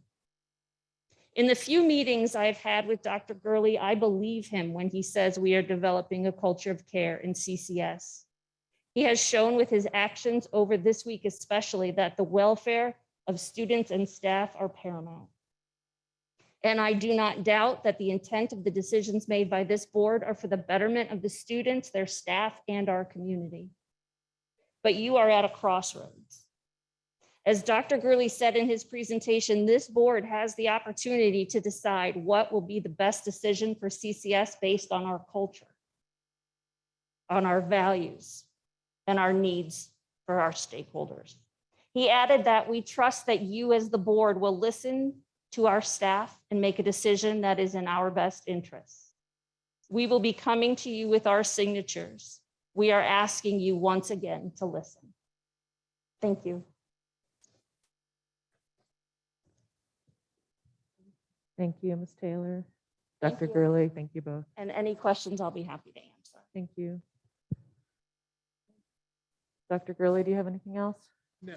Okay. Any questions, comments, board members? Ms. McKeever, start with you. Hey, again. thank you. I just want to say thank you to Dr. Gurley and Ms. Taylor for their really important collaboration and work here. I just like when Ms. Esposito told that story about several years ago, just made me want to cry. I'm so upset that for all of that hardship, and I really want to find a way to work in a collaborative way between, with all of the entities like here, the staff and the school board and the central office division level staff. And I do think it's really important that we have some ground rules for that. And it's just, these are our values. And I do think we need to exemplify how we can make this work in such a positive direction, in a positive way. And we are just blessed here in Charlottesville to be so supportive of our public school system, and we can really do good things here. So I'm and of course, everybody understands the limitations of what collective bargaining can do. But often I had questions like, what is the real world impact of this? And I think, having a seat at the table in a very meaningful way, in a transparent way, will help school boards make a much stronger policy decision. So I'm looking forward to continuing this dialogue, and I appreciate all of the hard work that's going to go into it. And thank you, Dr. Gurley, for really being willing to hear this community and our teachers and staff in this process. So thank you all. And I don't have any questions at this time, but I know that there's a lot of hard work ahead. So thank you. Thank you, Ms. McKeever. Ms. Dooley, we'll start down here at this end. Sure. Ms. Taylor, is the intent for the collective bargaining unit to represent just teaching staff at this time, or all Charlottesville school employees? So that's something that we're still working through. Right now, we're just getting information and developing an organizing committee with representatives at every school. We do have building reps, but we currently don't have reps specifically designated for organizing for bargaining, which is a whole nother level of involvement. And so once that group gets together, then that's when those decisions will start to be made. And so, I've said this during the campaign publicly. I am a former teacher and supportive of efforts towards collective bargaining. I would think as we're moving forward on this path that as we get started, to consider, starting with teachers and then slowly expanding, if that becomes the correct path, to make sure that we get it right, with the intent to expand to additional employees down the road. Thank you. Dr. Kraft? Yes, this is so important. And just to start off, I would say that, my general inclination is to be supportive of this process. And, I just think that, as we aspire to, work together and trust each other, I think that this, this kind of a process really exemplifies that. And I hope that we can figure that out. However, as a board member, I guess I have the responsibility of sort of hearing all sides and really understanding better what this means. So as my general point, I feel like I just have so much to learn. And I want to know how I can best learn that. I don't know if the presentation is something that's going to come to the board meeting, or if we could sit in on any of the faculty meetings to hear the presentation. I really feel like I need to understand this at a deeper level and understand the details a lot more. So I'll just put that out there. You know, I would be very open to attending whatever sessions there are, or having the sessions brought to a school board meeting so that we can understand better what this actually means and what it looks like. Dr. Kraft, would you be interested in Becca, Ms. Saxon? I think most of you know her, my UNICEF director from the VEA. If she and I did a presentation to the board I would love with it. information about the Yeah. process. I would really love that. Okay, we can do that. Yeah.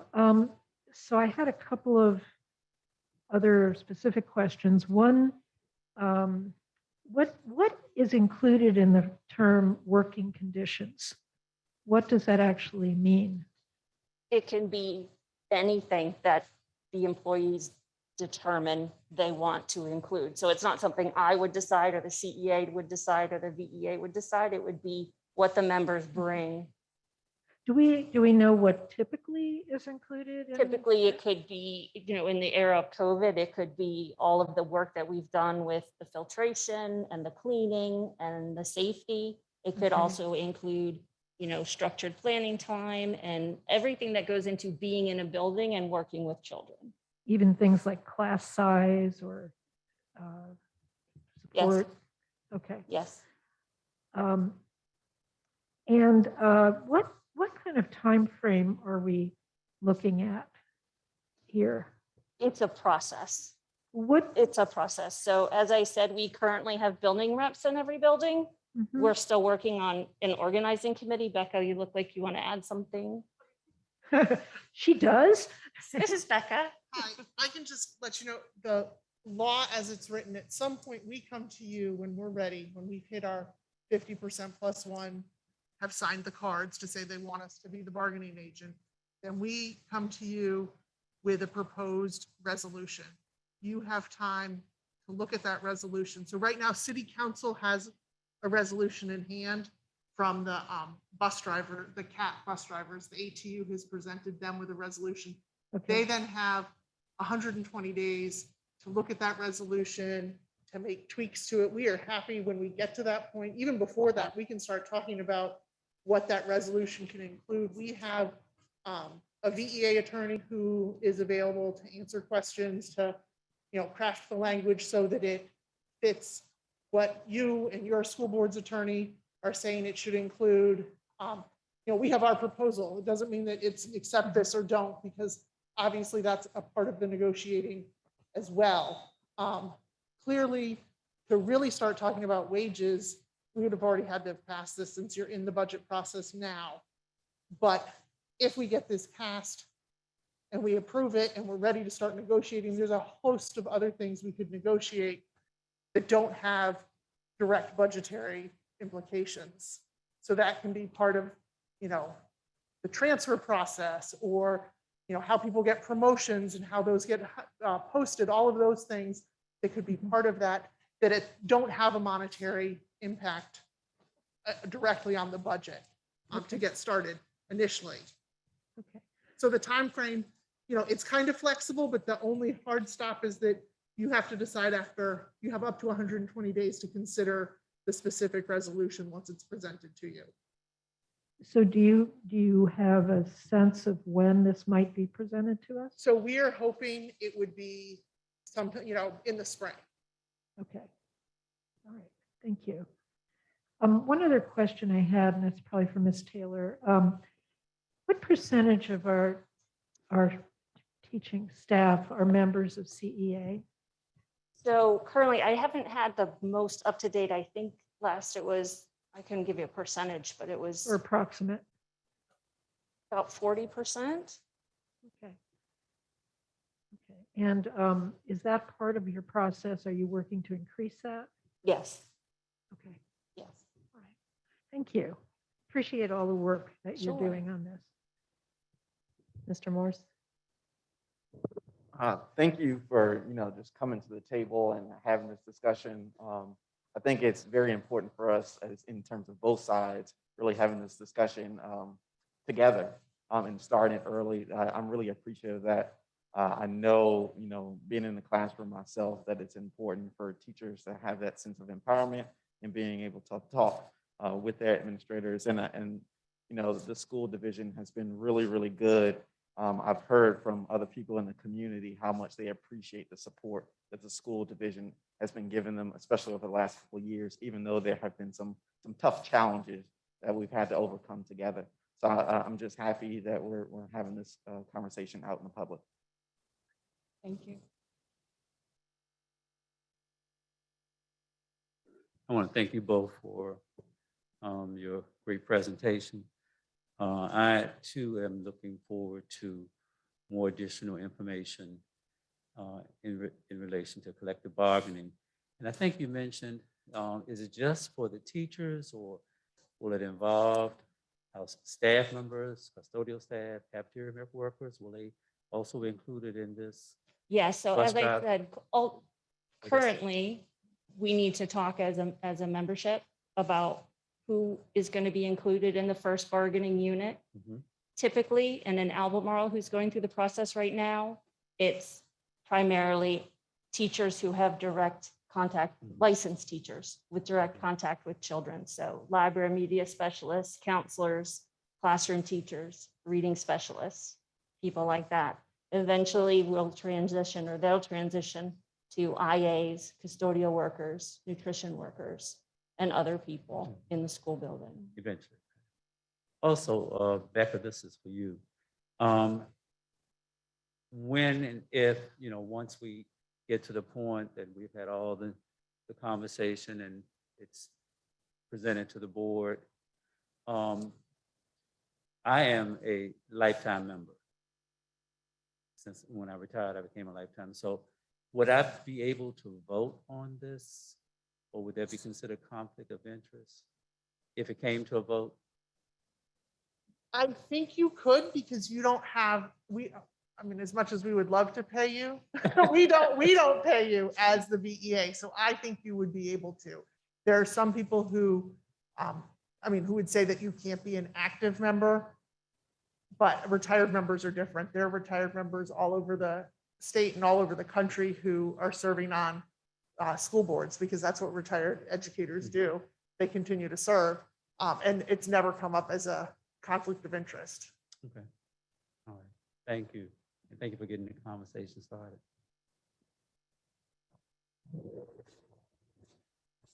I just had a few comments. I just wanted to add that I completely understand from working in a variety of jobs that your working environment is oftentimes determined by who you work for and the type of environment that they create, and that workers have little recourse when it comes to people in their chain of command.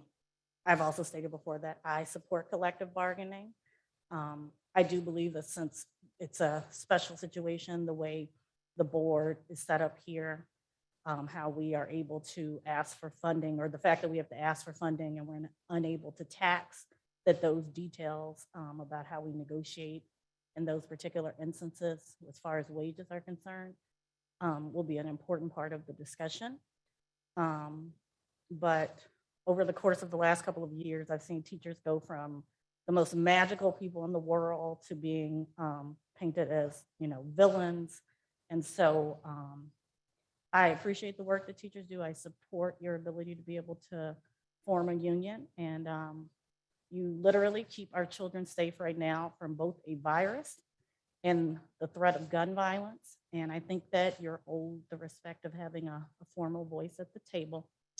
And I would just like to say, I support our kids first and foremost, and I think that means supporting the people who are taking care of them every day. Just really quickly, Maryland has the same type of funding structure that we have here in Virginia in terms of how their schools are funded, that their school boards don't have taxation authority and they have to get the money from their county or their municipality. And they've had bargaining forever. So it can work. And what it has created in Maryland in most places is that the school board and the teachers and the administration work together. I mean, once they've come up with their contract, it's all proposed until they get the final say from the municipality that holds the purse strings. But it has created a real team there where they work together to then present and get the money needed from the municipality. So it doesn't hit. What ends up happening now is that you guys can create whatever budget you want and we can love it and we can be so thrilled. And then you go to city council and, you know, we blame you when you don't get the money that city council, from city council. We don't blame city council. You guys end up holding the bag, and this prevents that really from happening because we all have shared ownership of that budget. So there are, I mean, it's not perfect every time, but there is a model for this to happen. It happens successfully in other states with this same funding model. Are you saying that in all districts in Maryland, this is the process? Yes. Okay. Interesting. Yeah, I think that's helpful to know that. And I do, I want to thank all the board members for your questions and comments. Thank you both. And thank you, Dr. Gurley, for initiating this and bringing this to us. I think Ms. Taylor and Ms. Saxon, information like that, where you can share some of that, because I think where we are at right now is wanting to continue this relationship with you all, as Dr. Gurley has stated, as Ms. Esposito said, and as you all have said. I mean, I think some of the most rewarding work that I've been witness to and part of in the last couple of years is when we have had committees with teachers at the table, and I can't stress enough how important it is. And I think we do value that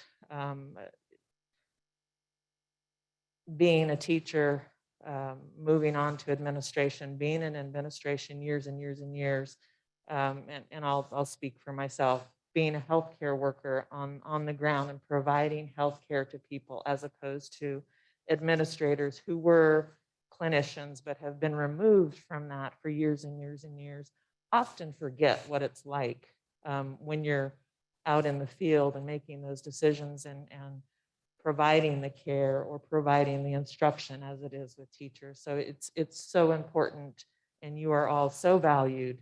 And we did some awesome work as a division with you guys at the table. So we appreciate you. And I think you've heard unanimously from this board that we are all supportive of this and are very willing and want to know more about it. And that's where we're at with this, is needing more information so that we can all move forward together. So thank you all, and I look forward to where we go next. Thank you, Dr. Gurley.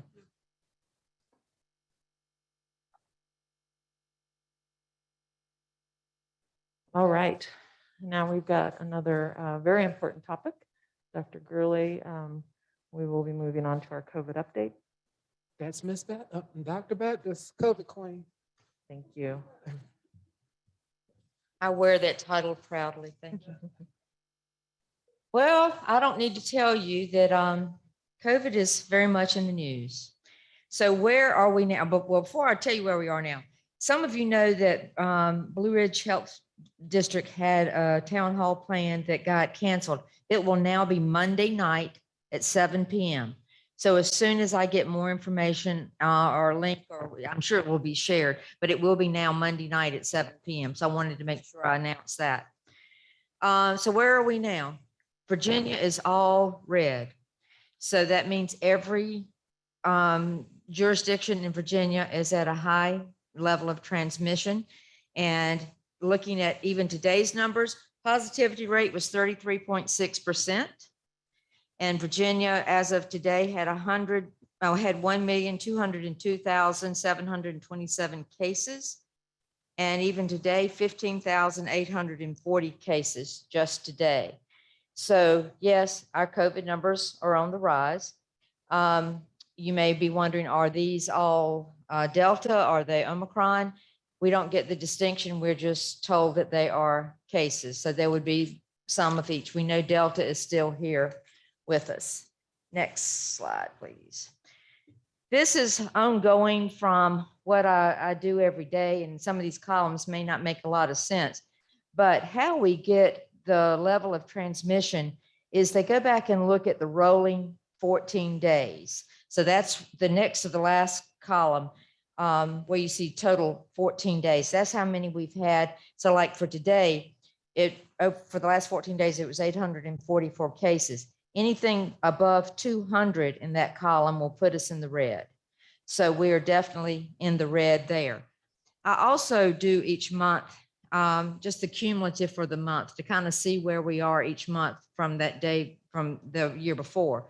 So if you look at today, and I realize I'm kind of reading from right to left. So far in January, through 6 days, we've had 458 cases in the city of Charlottesville. This is not Charlottesville City Schools. This is the city of Charlottesville. We have a current date today had 114 cases in the city of Charlottesville. I believe that's about the highest on a per day that I've seen throughout the pandemic. Then the column that says number to subtract. Again, I look at a 14-day rolling period. So the second column that shows for today, 12/23, that was 14 days ago. So that is where I know I need to go back and start my subtraction to do my calculation to get the 14 days where I got the 844.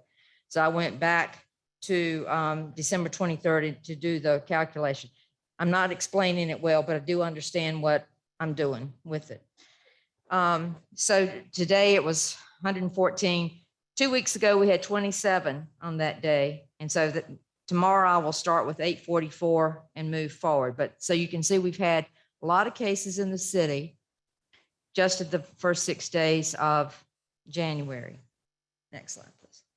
I apologize that this slide looks like it does. This was done without internet last night. I happened because I didn't have power, but this is one I happened to have already had downloaded so I can show it. And the bars are small, I get that, but you can see that the bar for this week is taller than many of the other bars. Now, again, I did this last night.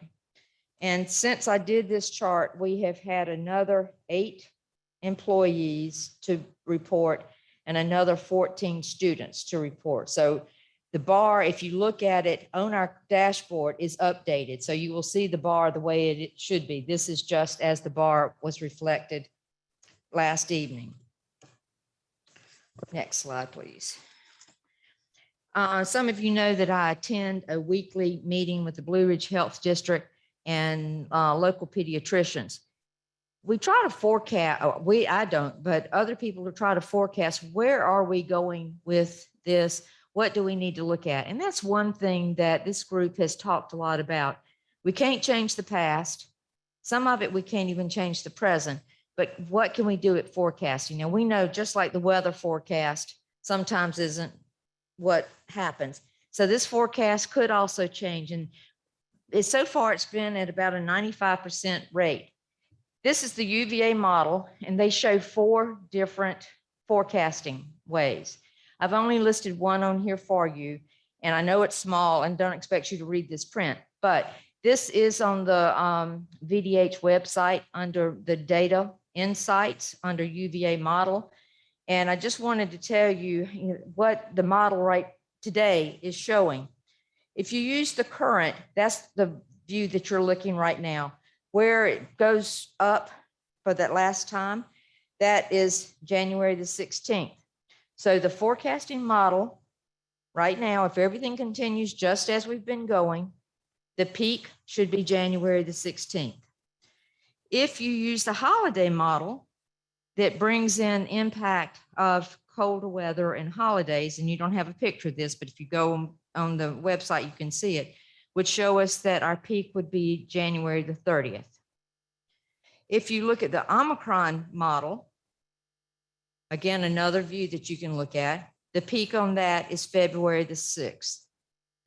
If you look at the optimistic model, which is higher vaccination rates and more people getting vaccinated and everybody doing what they should be doing, that's the same as our current, which is January the 16th. If you look at the surge model, which we would have to be able to reduce our transmission levels by 25% to go with the surge model, it would be January the 22nd. So we can look at all these different models and then see what happens. But I think what this does tell us is that we're headed toward a surge sometime probably in mid-January-ish, depending on how people behave. Having people inside during all this snow and whatnot, I don't know whether that's going to help or hurt. But those are the different models. And that's one thing that Blue Ridge has encouraged us to look toward. What can we do to be more toward the optimistic model and working to have more and more people vaccinated? So our mitigation plans that we have been following and we are still continuing. We're keeping our in-school protocols. You have seen in the news probably that the CDC came up with new recommendations for quarantine or for isolation, that you isolate for 5 days and then you go back out into the world heavily masked for the next 5 days. Blue Ridge Health Department and VDH do not recommend this, nor do our pediatricians. So at this point, we are not recommending that we make any change in our current isolation or quarantine protocols that we're using in the division. We're still at 14 days for quarantine. Several divisions have reduced theirs to 10, and I'm willing to talk about that, but Health Department still says it's safer to go 14. I feel uncomfortable making changes too much right now while we're in the middle of this surge, but that is something that we can talk about. But primarily, our locality in Virginia is not recommending making any changes and expecting from CDC any minute another recommendation for K-12 versus other sectors. So we don't think that the 5-day isolation with the next 5 days masking is what is really recommended. So we're continuing all of our in-school protocols. We're continuing our VISTA testing. Yes, we missed a week this week of our VISTA testing. And not surprisingly, we had quite a few parents and staff members sign up to be a part of our testing program now. Beth Chuck and I spoke with our representative this afternoon, and they're trying to work on something. We don't know that it will will happen, but we may be able to get a testing event in here in town this weekend.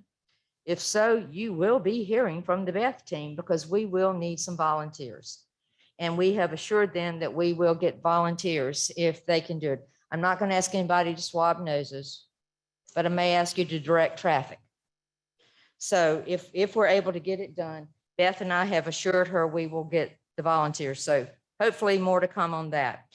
I don't have it on here, but also working with Blue Ridge Health District, they're wanting to do more vaccination clinics at schools like they did back in the fall, and maybe even do them now during school, sort of like we did way back when in the H1N1 time. And I'm willing for them to do that. That went well with the H1N1. I mean, it's not fun to watch children be scared, but we were able to get the shots done and parents didn't have to take time off from work and everything worked well. So we'll be working with Blue Ridge to try to get some of that done. Test to stay. VDH has identified a couple school divisions in Virginia to be pilot schools. We're not one of them, but that doesn't mean that we might not still be able to work on it because we've got UVA docs that have been helping to write protocol. Our local pediatricians have been working on it. Right now it's getting tests. I have gotten a few more tests after the ones that were expiring after they were gone. I've got 270 tests now, but that does not begin to work on a test to stay model. I have I have sent a message to the testing company, test company, about ordering more tests. So I'm working on trying to get more tests in here so we can do test to stay. Interesting, in the weekly meeting, some places are looking at doing a test to stay for the adults rather than the children, but realizing that you've got to have the adults in the schools to be operational. So we're looking at all sorts of options. I don't have anything to announce on test to stay, but to tell you it is something that we're working on. Dr. Baptist, Yes. excuse me, could you just quickly explain to everybody what the test to stay means or what Just that's assumed about? everybody Yeah, lived I in think my it's- world. I know. Test to stay is when you, and it can vary depending on what model you choose. test to stay is when you provide tests to, whether it's the children or whether to the adults, and they take them. It could be every day for a set number of days, or it could be every other day. Some are doing it every other or every third day.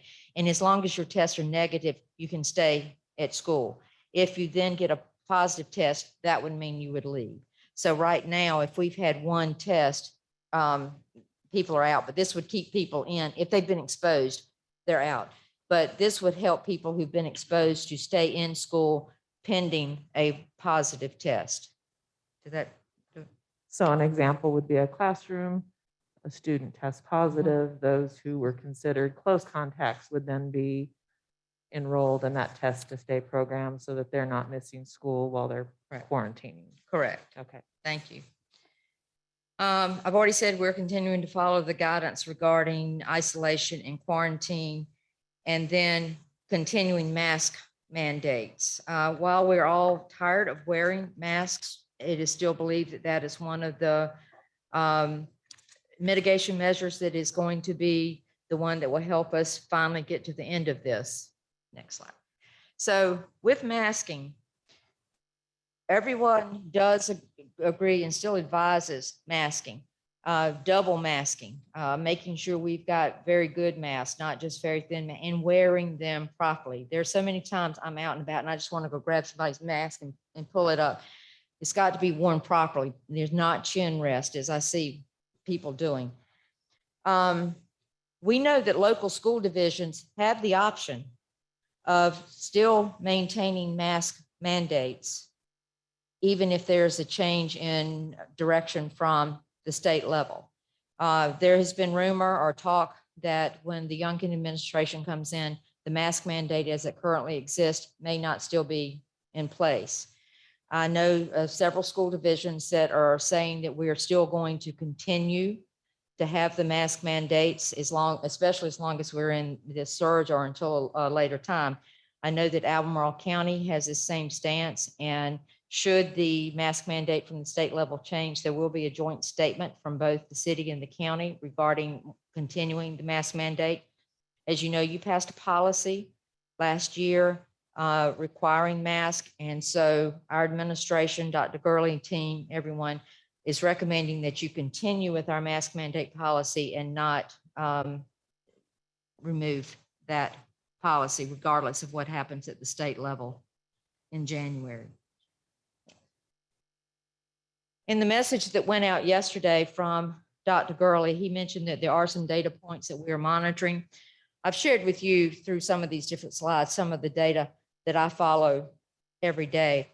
But we are looking at three things specifically. One, staff capacity. We know we have to have our buildings operational in order for us to open our buildings.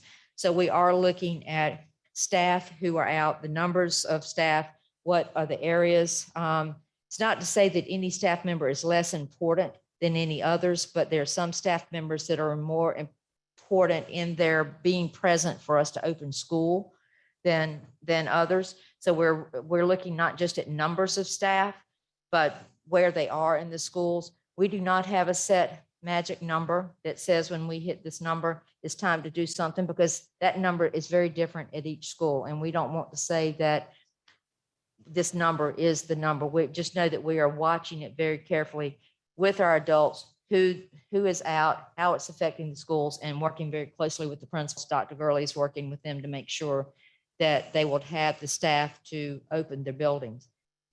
We're looking at the COVID cases by school, both for remote and in-person learning, to make sure that we don't have outbreaks. One thing that has changed in Virginia, January 1st, the definition of an outbreak has changed. It used to be that if you had 2 cases in a location, such as a school, that were associated as one causing the other, that was considered an outbreak. That is now changed as of January 1st to 3 cases make an outbreak. But we are looking at the active cases by school every day. We have them on the charts that we're doing, looking at them, not just, the names, but is it a certain classroom? What do we need to do? And if we see that we've got an outbreak within a classroom or in a school, working with the health department, and they will guide us as to whether we need to close a class or whether we need to close a school. Again, not a magic number, but we have to look at the overall situation. And then the attendance rates. We're looking at the attendance rates, and you're going to hear more about attendance in a few minutes. But just because a child is out, are they out because of COVID? Are they out because the family is traveling? What are the reasons they're out? Have they been exposed at home? Whatever. So we're having to look at all of those pieces. And again, no magic numbers for when we would want to do something. We've got to look at it, each individual situation. I think that's the last slide. So I would ask if anyone has any questions. Thank you. Ms. McKeever, you're up. Okay, thank you so much. I would like possibly to come back to me. I feel like there's probably other good questions that our board members have, but it sounds like we are going for a class by class or school by school view of all of this, in terms of if there's going to be any return to virtual learning, that it would be done on a class by class or school by school basis, not a school-wide basis. Yeah, that's correct, Ms. McKeever. So at this point right now, the metrics that we're using, we are ensuring that we look school by school, and we know what that code says, and so we think we're just going to remain very intentional. And I met with the principals earlier this week, and we just are going to monitor each school and make sure that we can support each school. So if it falls below this level that it's not operable, then we support them correctly, and the next phase, and whether that's virtual or whether that's, because we're leaning in from the central office level in terms of supporting schools. And so, yes, that's correct. Right now, we're just looking at it on a school by school basis. I don't know that I've heard what these metrics are. And I think it may be helpful to have a conversation around that, because the metrics seem unbelievable right now. Okay, and I think what Dr. Baptist said, and this is what, and so in the communication that I put out, the first thing that we are looking at is the staff capacity. And so I guess I want to preface by saying that since I've been here, we've been in a substantial or high transmission. The city has been, let me make sure I'm clear about saying that. Since I've been here, the city itself has been in a substantial or high transmission rate. And so we've proven that, we've kept students safe, and we've had little to no transmission within the schools. So in determining what's the pivot point, what we started with is the staff capacity. And that was so important to me, because I know that one thing that we've heard as we've been talking about care is that we don't want to overburden teachers, because one, you're stretching them thin. For example, if there are 4 teachers on a 3rd grade class and 2 of the teachers are out, and then there are no more subs, and we don't want to stretch people. So once we've leaned in from having district administrators and substitutes, once we're no longer able to support that school, we need to be able to pivot. And so some of the things that are currently happening behind the scenes, the schools, well, we've not had teachers in place for the principals to have these conversations, but they're working through some very intentional pivot plans if we need to go virtual, by school. And so the staff capacity is one of them. And then we are looking at just what's happening with our students. Are our students attending? For what reason? Is it causing some obstruction to their learning? So we're monitoring our student attendance numbers. And then my third one that I just had a brain lapse was the Attendance rate, COVID cases in schools. Yeah, I'm sorry. And the COVID cases and the number of COVID cases in the schools. And so I think what the hard part, and I do apologize, there really is no hard number. I mean, we've really seen this, and I mean, that's probably the biggest email that I get every day. Like, what's the magic number? And so I'm just listening. I'm using those 3 things but I'm listening and I'm looking at what's happening in the schools, and I'm just not going to let it create a situation where it's overburdening our staff members. Okay, and can you hear me? I wanted to also ask the question about perhaps, I mean, one of the ways that we were able to keep kids safe last year was to try to, limit the number of students in the building. And if there's any voluntary, families who would be willing to keep their children out to just kind of limit the number of students in the building, just at least temporarily. It sounds like this, given the UVA model, the optimistic all the way to the pessimistic, it seems like it's going to be pretty short-lived. So is there a way to, just pivot before we need to pivot? Because honestly, without having any in-person experience over the last 3 weeks now, it's pretty hard to know if we have those 3 metrics. We don't even have those metrics because nobody's had to call in sick, and we don't have the active COVID cases by schools, and we certainly don't have attendance rates. So it's almost putting us in this really difficult position. And, I also wonder if we've been able to reach out to the teachers and to staff to say, like, what are you thinking here? So I just don't want to be caught flat-footed. And just kind of, I think it'd be, we are in a position to have a community conversation about this. And I know that they're strong, believe me, I responded to many, many emails over the past 3 years that, very strong, passionate opinions about this. So I just think that there are some like intermediate short-term measures for people who would be comfortable with that. So I asked that, what, is there anything that we can do in addition to what we are doing right now? Ms. McKeever, we have had a few, not many, but a few families who have opted to do home instruction for the time being. They have not said they thought it would be for long term, but we have had that. And as far as the metrics that Dr. Gurley has, you're correct. We don't have information on some of them, but we have had families continue to let us know about COVID cases and exposures during the break, so that I've been able to keep up. And we did ask families to let us know if there were cases that had nothing to do with schools, but just the cases, so that we would have that. And I am not naive enough to believe that the number of reported cases that we have are all the cases that have been in Charlottesville or Charlottesville City Schools. But to this date, since July 1, we have had 182 student reports and 75 staff reports. Again, that's roughly 5-ish% of our students and staff, which the health district will say is awesome. Now, every case is one too many. So I'm not naive to say just because we've had a low number, we're doing great. But we are still getting reports. As I've had a case report since I've been in this meeting this afternoon. So we are getting them. How many we're getting, a percentage, I'm not sure. But some families are looking at home instruction, and that would be the one thing that families have tried. Okay, so is that a wide, I don't know what home instruction is. And when parents teach their children at home.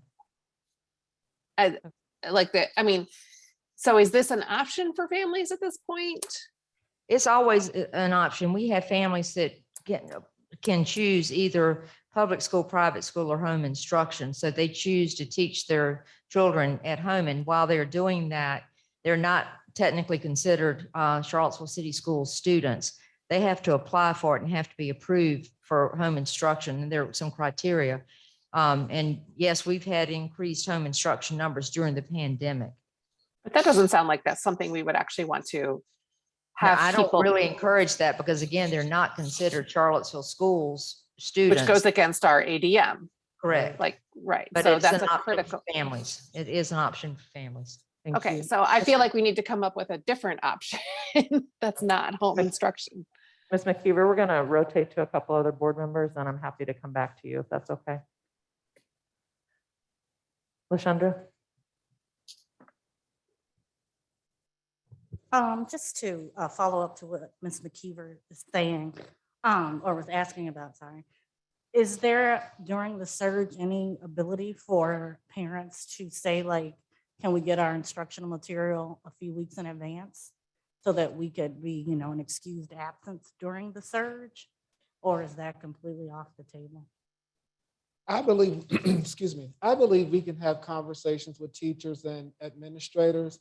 I think the thing that we heard during the pandemic, while I wasn't in Charlottesville in the peak of it, I'm in a family full of educators. And so one thing that I heard was it was very taxing on teachers to do both. And I would not want now and we do know that there are teachers who voluntarily are doing things. I mean, I remember being over at Clark one day and teacher had student was out sick and she had him up on the board in her first grade class. You know, teachers want to do those things, but it's not my position to tell a teacher to do that. You know, if teachers want to do that, I mean, you know, we were in there that day and they were writing the little letters and she just had a little kid out sick. And so, you know, if teachers are doing that, but I don't want to mandate because I already know what the stretch looks like with our virtual instruction. We had a conversation today about virtual instruction. And so I know what the stretch looked like because not a lot of teachers volunteered to want to do it, even with the pay, you know. So it's one of those things that I think that most certainly we can consider it and we can have a conversation about it. But I mean, we're really, you know, we're really at the willingness of what a teacher would want to do in that moment. And I just don't feel comfortable mandating something like that because that would be really taxing on to do both. Okay, thank you. For the testing, when you were saying we have the screening available for the families that signed up, that's still the PCR test. We are Yes. not offering rapid tests when kids arrive in the morning. No.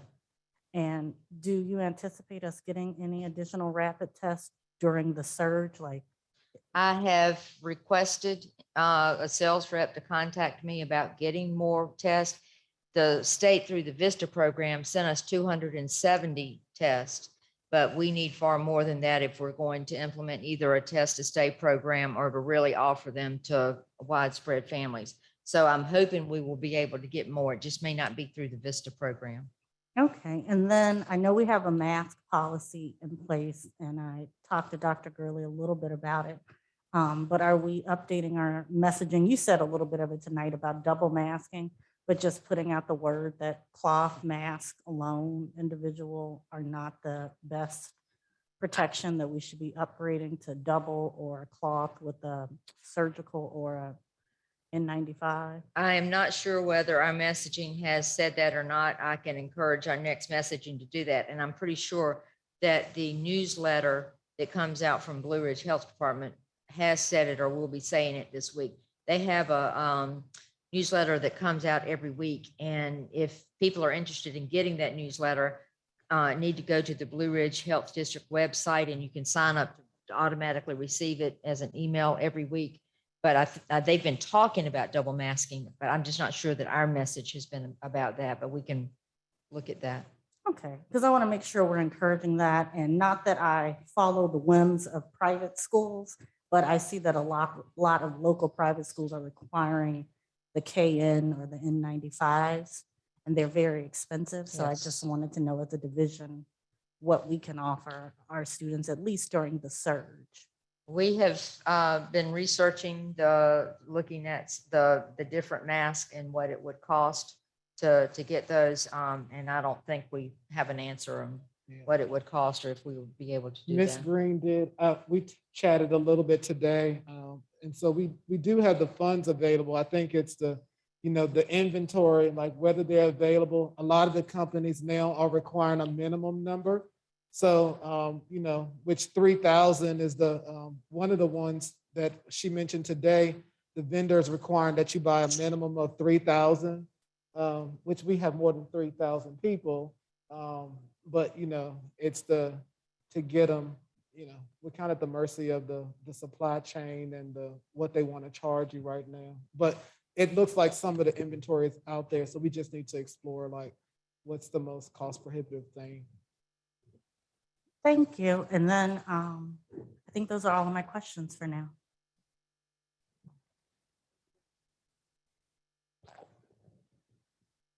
I, Ms. Morsenberger, she covered a lot of it, but I just had, I guess, a concern because sometimes I may get a call or see a parent in the community and they say, I know y'all not sending those kids back in school. There's COVID going on. And so you have to kind of calm them and assure them that we have all the mitigations in place. So in saying that, when the kids return to school, whenever that is, what is the plan forward in terms of monitoring? You said school by school, I understand that. But in monitoring, because we don't know what it's going to look like once they get back in here after the Christmas break and the winter storms. So what will that look like? Will you all have a set time in terms of determining that if we need to pivot, we, how do we determine that? Because there may be some of our students who may come back and may get sick and we don't know, is there a timeline or will principals be gauging staff members and students in terms of? Well, with the staff part, so we created this week, beginning of this week, we created a Google Sheet, which the principals have like a little reminder that they will complete every morning. And so we're gonna watch that in real time. And so they'll indicate how many staff absences they have by teacher, by support staff, because again, like Dr. Baptist said, it's about looking at some of those critical areas. And then we know that we have some people who've been leaning in. So like if the teacher is out, we know that in some cases, we've had some instructional assistants that have been jumping in. So we'll get to see that every morning in real time. The cases are reported. In real time, and that's tracked. So all of these data points now we'll have right at our, we've always had them, minus the newest thing we've created is for the principals to submit the number of this Google Sheet, which and it's a group of us, and we'll get to huddle around and just, once it, looks like, okay, we need to talk about what does this look like today? Is there any implications for tomorrow? And that's also the reason why the principals have created those virtual pivot plans, which will also be communicated, because if at a moment's notice some things need to happen, because you got to remember there are things like Chromebooks that have to be deployed, wireless hotspots, how do we fill that gap? So the plans, I think we've been very thoughtful about what the pivot plan looks like. And it's really about what is the implications for the next day? Are we seeing some consecutive day things and we know that teachers are not going to be able to sustain this moving forward. And then that's what helps us to get to that pause point. I think too, within our schools, we have maintained throughout COVID a conservative approach as far as making sure we're doing what we can with the mitigation, with all of the air handling things that we've done, the requiring of the masks, the looking at not having kids in large groups in many more than can, keeping it cohorting. So we have been doing so many of the right things already, and we're just not ready to to ease any of that. So we'll keep doing much of what we've been doing, and each school will look at, are there some things we now need to tweak? Because we never really relaxed. Even when we went down to the substantial, we didn't back off of what we were doing. So I don't know that you will go in and operationally see much different because of this surge, but we're paying attention to a lot of things and talking about it, behind the scenes even more. Well, I think that discussion will certainly help those parents who are somewhat hesitant at this point. Thank you. Sure. Mr. Morris. I think for me, I just want to state, and we've talked about it just a little bit, just stating that to continue the mitigation process that we already have, regardless of the state's decision. I fully support that.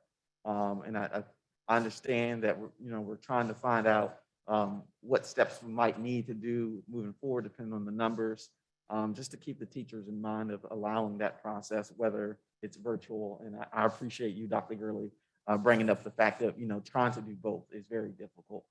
So just keeping that in mind, I appreciate that. Thank you. Not being able to update things while the power's been out this week has been one of the hardest things for me. I've come into town a couple of times just to be able to add things to the dashboard. So I understand that families are looking at that and want to know where we are. Dr. Kraft? Yes. I think, we've done such a wonderful job with our mitigation practices, but I do think our weak point is the masking of the students, the lack of consistency, the fact, even in my limited experience in the schools, I see lots of kids wearing poor fitting masks, and masks that slip down all the time.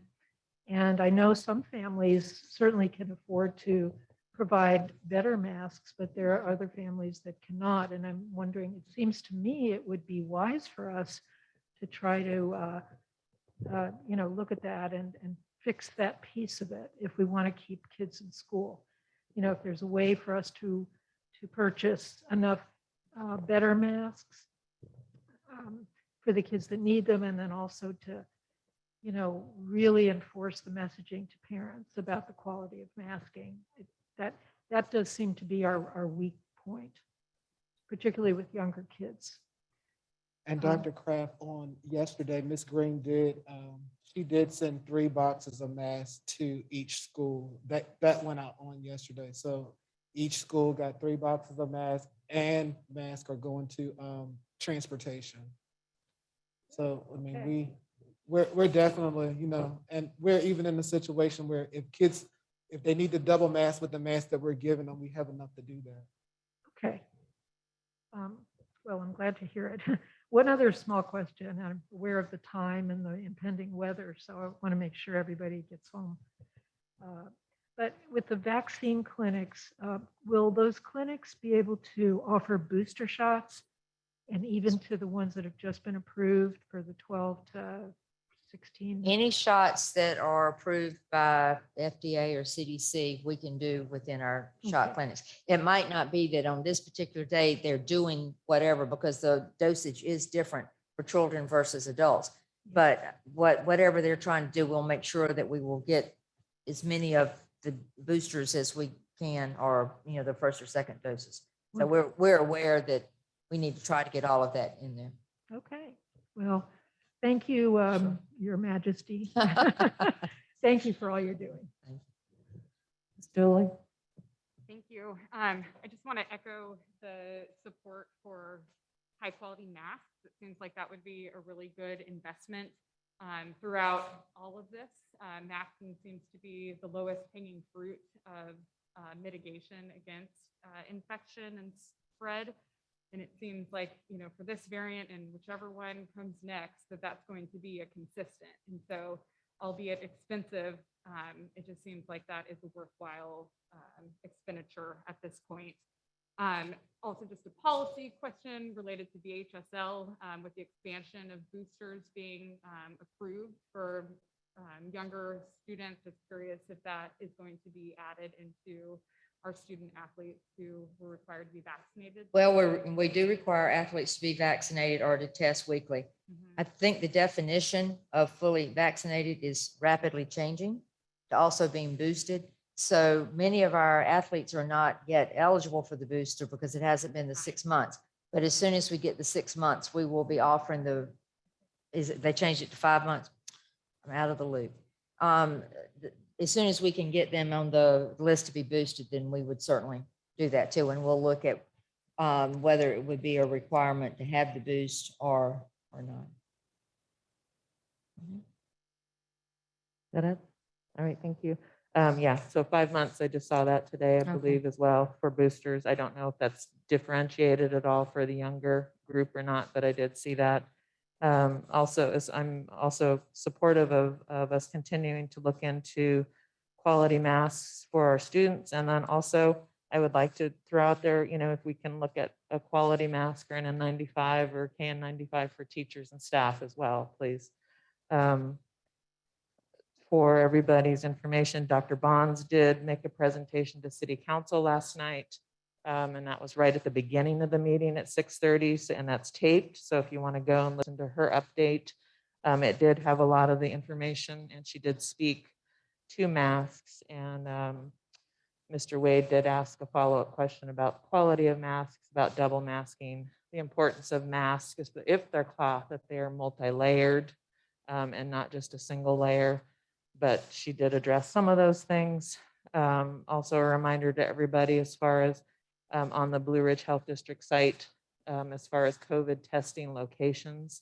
I mean, we are really lucky here in the Charlottesville-Albemarle area that there are testing opportunities every day of the week, pretty much, and that you can go on their site. I have them, I won't read them off to you, but they are listed right there on Blue Ridge Health District. As far And they as are going to try to the have one testing. tomorrow at Fashion Square. I know that they've been sort of messed up this week because of weather, but they are trying to.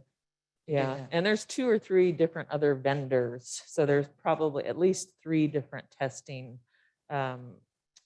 vendors in the mall in Fashion Square. So pay attention, and she was supportive of all of them. I think you need to make sure you have a clear understanding of how you're going to get your results if you're going to one of the other vendors, because they don't automatically feed through the Blue Ridge Health District. You won't get the call from them. So make sure if you're going to one of the other sites or testers or vendors that you're clear when you depart with that.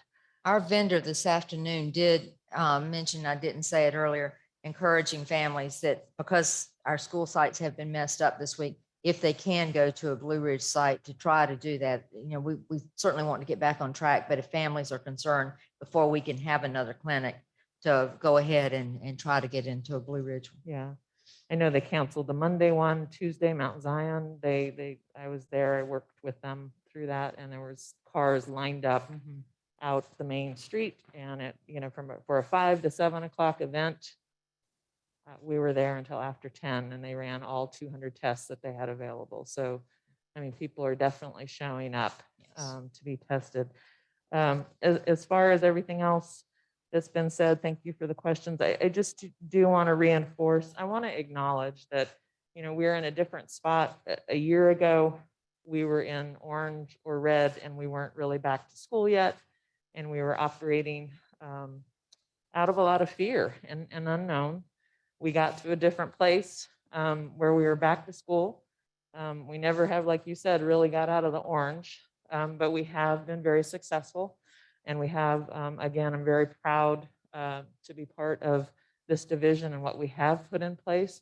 But I don't want to negate the new fear that people are you know, processing right now, because this is unknown, the transmissibility, even though they're saying Omicron, you know, is less severe, it's still part of this virus, and there's still a lot of unknowns. I think, you know, I think everybody's made it very clear that we are committed, and we know that it's best to have our students in the building, you know, getting that face-to-face instruction, and we want to do everything we can to do that in a safe manner. And so I think what Dr. Gurley has said and what all the staff and what you have said is that we're going to do that, but our priority is to keep everybody safe. You know, we will continue to do what we can here in the school division, but it is more than just what we're doing here in the division. So a reminder again that it's what goes on when those kids get off the bus, what goes on in the household, what goes on in the communities around the holidays. We all have missed family, but we all have to continue to do our part to take care of each other because it's impacting everything. And so I, you know, again, we want to have those kiddos in the building, and we want them safe. I want them safe. I want our staff safe. We all do. So I just wanted to, I felt like I needed to just remind everybody how important that is. And just because, and I am so grateful that we have the vaccinations, we have the booster, that does not mean that we can let our guard down. It does not mean that we are protected. It does not mean it's okay I have those. Oh, well, I'm just going to get Omicron. This is my opinion. I'm speaking now. We have to continue to wear our masks, wash our hands, socially distance, all of those layered approaches that we know we have to stay vigilant. So I encourage everybody to please do that. And I think that's it. And if everybody's okay, if we can move on from this, unless Dr. Gurley, if you have anything. But thank you for that.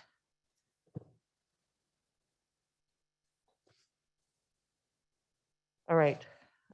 We have our 2022-2023 budget development. Dr. Gurley? Ms. Hoover.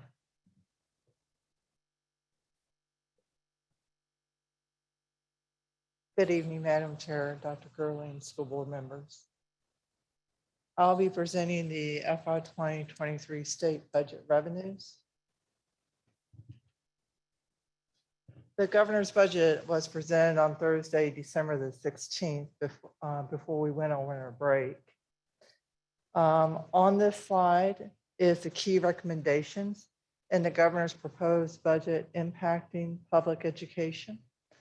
I just want to highlight a few of the bullets. Revenue numbers are based on the computed composite index, and Ms. Powell presented the local composite index at the December board meeting. The employer VRS rate changes for fiscal year 23 and 24, thus funding of the fringe benefits are adjusted accordingly to the rates. There is a compensation supplement funding for the 5% increase, salary increase for SOQ funded instructional support positions effective July 1. And I just want to remind the school board members that CCS Charlottesville funds or staffs over the SOQ positions. Additional funding to support students educational at risk. And there's additional hold harmless funding to restore funding for certain re-benchmarking data points that were significantly impacted by the pandemic. Next slide. In the calc tool, there is a school construction grant that's in the governor's budget. And per VDOE's calc tool for Charlottesville City Schools, we are estimated at 1.6 million. The next slide. So in summary, we build our budget based on the governor's proposed budget. We're estimating additional revenue from the state of about 1.7 million. We'll continue to watch the state's budget as it progresses through the General Assembly and conference in the next couple of months. Are there any questions?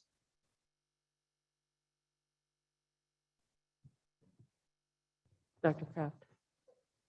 Well, I'm trying to figure out my question. I didn't understand about the school construction grants program, what you said about how much we are eligible for and how is that? This is decided? completely new. That's in the governor's budget this year. And so when we opened up the calc tool and we selected our school division, $1.6 million was identified for Charlottesville City Schools. It says grant, so I'm anticipating that we'll probably have to apply for this. So we're probably eligible up to the 1.6 million.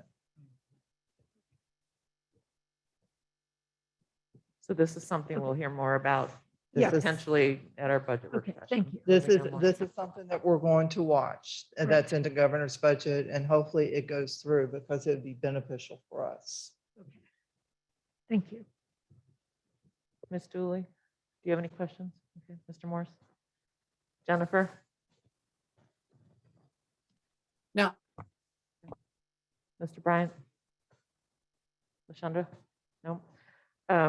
Yeah, I'd love to just hear a little bit more about that grant opportunity, you know, what qualifies us and what indicators, you know, or how they, what the calc tool look like, I guess. Well, we're hoping we'll get more information as it proceeds through the General Assembly and if it's approved. Right. I mean, right now it's stuck in the calc tool with this number, but we don't have a whole lot of information on it. What we typed came straight out of the superintendent's attached detail. And Ms. Hoover, with the governor's proposed budget, it can be modified with the incoming governor, correct? Correct. The incoming governor can make amendments, put forth bills right along with the senators and the House of Delegates. Everybody can put in their 2 cents on this budget. Your initial understanding of this grant, would this be something that we could put towards reconfiguration? According to the notes that we have right now, it says non-recurring construction, renovation, technology, and debt service costs. So yes, I'm thinking that it can go towards reconfiguration. Okay. Well, fingers crossed. I agree. Could you quickly, maybe, just review, and I know we'll go into this in more depth, but regarding that 5% compensation and how that relates to the SOQ funded positions, how that's been in the past. So this last 5% increase, what does that mean for the school and what we need to match it with or come up with, or how does that look? We'll come back to you with more information with a slide of how many positions that we fund over the SOQs, and we can calculate the dollars on that. Okay. But I don't have that information tonight. Okay, great, thank you. We'll make a slide for that. Yes, ma'am. All right, any other questions? All right, thank you. Thank Appreciate you. it. All right, and then next we're on to our transportation attendance update. Yes, we have Mr. Cuomo. We saved the best for last. Good evening, everybody, Madam Chair, board members, those in attendance tonight.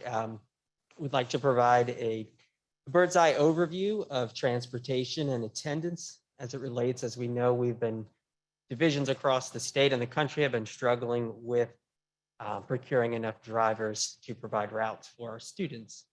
As you may remember from past discussions, we do look at 30 drivers being needed for our regular routes. 40 would be optimal in our goal.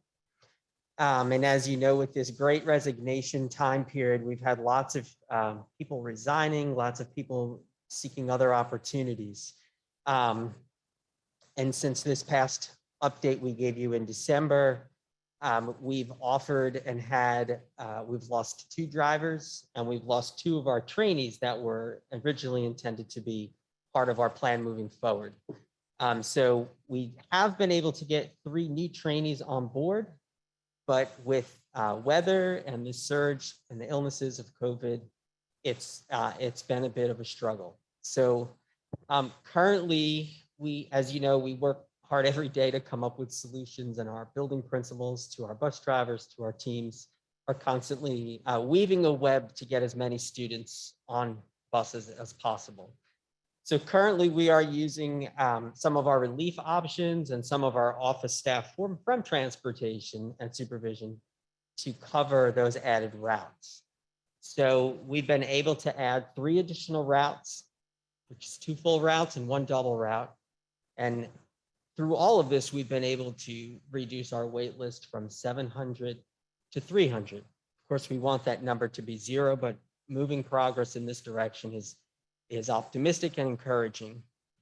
If there are additional COVID protocols that may reduce driver availability, everything has the possibility to impact our current routes. And we continue to monitor. We know there's an immigrant student population surge and additional impacts that this may have on transportation demands. Just as some notes that we've been discussing, like I said, we do have some additional people in training right now, and we hope that one will test on Monday and join our workforces. And then we're waiting on test dates for the other 2 trainees. And like I said, transportation is continuing to thin their office staff to fill in the bus routes so that we can get as many kids to school as possible. In terms of overall attendance, we'll see on the next slide. We continue to maintain relatively steady numbers, right? In an ideal world, we'd want everybody at 100%. We know that's not possible even during the best of times. But in terms of the category of bus rider and non-bus rider that we have, you can see that we're pretty close, being the entire average, just under 95% overall attendance rate. You can see that whether you're assigned, a student is assigned to a bus, listed as a wait list, or not requesting transportation, you can see in general, those numbers remain relatively high, and more importantly, around what the entire division is seeking for attendance. And of course, we monitor these numbers regularly. And of course, our principals and our teams at the schools work diligently to make sure that we do not have those gaping holes where attendance would be impacted. And I'm happy to answer any questions that you may have, but this is the format we'd like to provide for you each month so you can get a real good glance of where we are and then the work that we do between each of our meetings. Thank you. Lashundra, no questions? Mr. Bryant? Jennifer? No. Mr. Morris?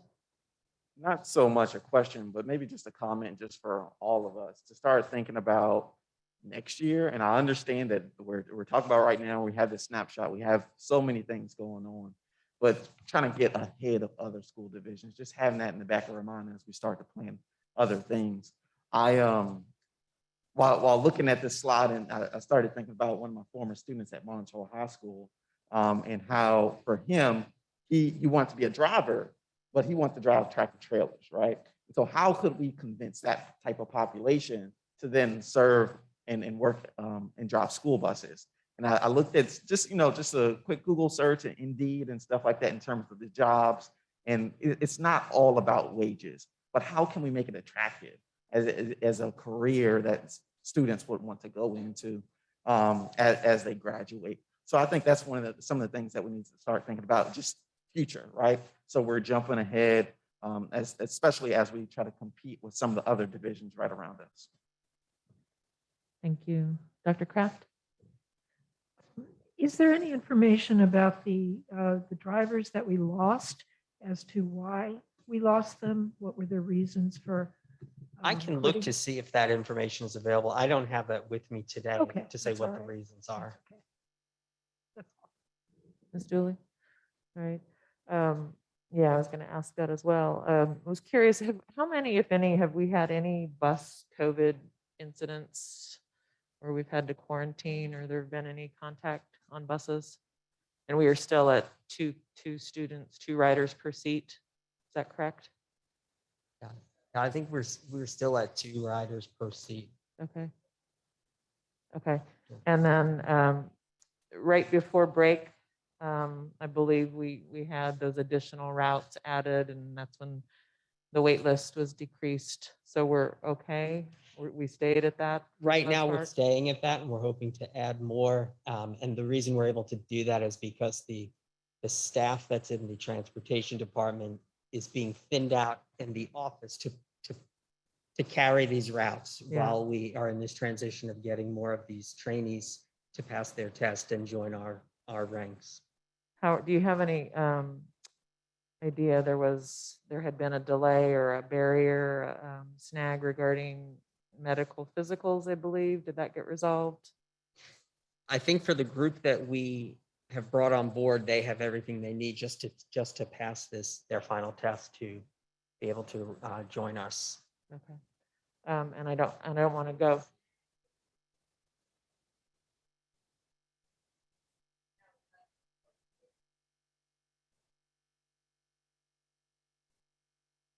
Right. Yeah, I remember Delegate Hudson did help with that, and Dr. Kraft, thank you. with the DMV portion of it. I thought there was also within the hiring process, there was a delay or some of the employees were having difficulty getting their physicals or getting cleared. So that's what I was. Yeah, I'm not seeing that as Okay. a barrier for these drivers here. And I definitely don't want to wrap this up without expressing our gratitude to the transportation folks who are stepping up and helping us out. So thank you and thank all of them for pitching in and carrying that load and carrying our students to school. So thank you. All right. Thank you, Mr. Como. We are now moving to our second opportunity for comments from members of the community. I don't know if Mr. Como can transition quickly enough to see if Hannah Helm hung in there. I certainly see several people in the attendees gallery, so I would invite them at this time to either raise their hand or to put a message in our chat box so that we can acknowledge them and give them that time to speak. I do see Ms. Helm, who was we were having some audio difficulties earlier. Let's see if we can move her up to the audience, to the panelist view, and she can attempt to offer that public comment. Yeah, and a reminder to please state your name, your address, and you're limited to 3 minutes for your comments, please. Thank you. Can you hear me? Yes, hello. Wonderful. I'm Hannah Helm, and I have the pleasure of teaching at Charlottesville High School. I'm an avid supporter of collective bargaining, and I urge the board to pass a resolution recognizing our right to participate in bargaining with other stakeholders. I'm concerned by the lack of transparency in this district, and it's my firm belief that if transparency is a problem, it's because trust is also a problem. Currently, if I have concerns, I have limited options when it comes to expressing them. I can reach out to my department chair, who on behalf will speak to the administration and get back with me. I can reach out to my administrators, though in my experience, this has been discouraged or largely ignored. And I can also send in a question through my TAC representative, though I have yet to receive a direct reply to a single concern that I've raised. I believe the new TAC model, despite its good intentions, has further hindered communication between teachers, administrators, and district personnel. So I'm asking that the school board members see collective bargaining as an avenue to increase transparency, trust, and accountability throughout our district. As is stated in the resolution from the Richmond City Schools District, collective bargaining in good faith on any matter relating to wages, hours, benefits, safety, and other terms and conditions of employment is the appropriate means to establish and foster cooperative relations between the school board, its administrators, and its employees. I'd like to emphasize the phrase "in good faith," which suggests trust and respect. I believe by allowing all stakeholders' voices and including teachers in the negotiation process regarding anything that directly impacts us, but especially in regards to our contracts, wages, and benefits, is an imperative first step in achieving the culture of care we see touted so often in our district's publications. Thank you. Thank you. Anybody else, Mr. Como? Right now, I do not have anybody in the attendees gallery on our Zoom webinar. Okay, well, we'll continue to watch that. And I believe Becca Saxon is here. Good evening. I will make this quick because I know I am speaking against the threat of freezing rain. We all want to get home. But I just wanted to add that we haven't talked about this yet tonight, but public sector bargaining, especially in the state of Virginia, cannot be separated from our history of institutional racism and economic injustice. Our public sector jobs and our public sector unions are the backbone of the Black middle class in this country. Because of racism, because of discrimination, it is public sector jobs where Black leadership is most often able to move up through the ranks and have stability and experience professional treatment and union is a huge piece of that for so many people. And I learned from Sally Hudson last month at our rally that the very first public sector union in Virginia was organized here in Charlottesville by the Black nurses at UVA. And the state General Assembly and the Board of Visitors fought it every step of the way. And that it continued through until the ban in 1977, which came after massive resistance, after we had integrated schools. I don't think it's a surprise that it came when the VEA had its first African-American president, that we lost bargaining because we finally had an integrated teaching force that was working together instead of against each other. You will hear from the VSBA that bargaining hurts Black and brown children. But I would remind you that that is the same organization that last month voted to disaffiliate with the NSBA because they disagree with their positions on equity. So I don't believe that you should take everything that you are going to hear from VSBA at face value. That it is not the same organization that it was when Juan Diego Wade was active with them. And so please, if you hear something, ask us questions, because you will hear information that is not accurate. Thank you. Thank you. Mr. Como, anybody else? All right, anybody else in the media center like to make comment? All right, thank you, everybody. And now we will move to our final opportunity for comments from the board. I will start with, who should I go, left or right? Let's go with Ms. Dooley.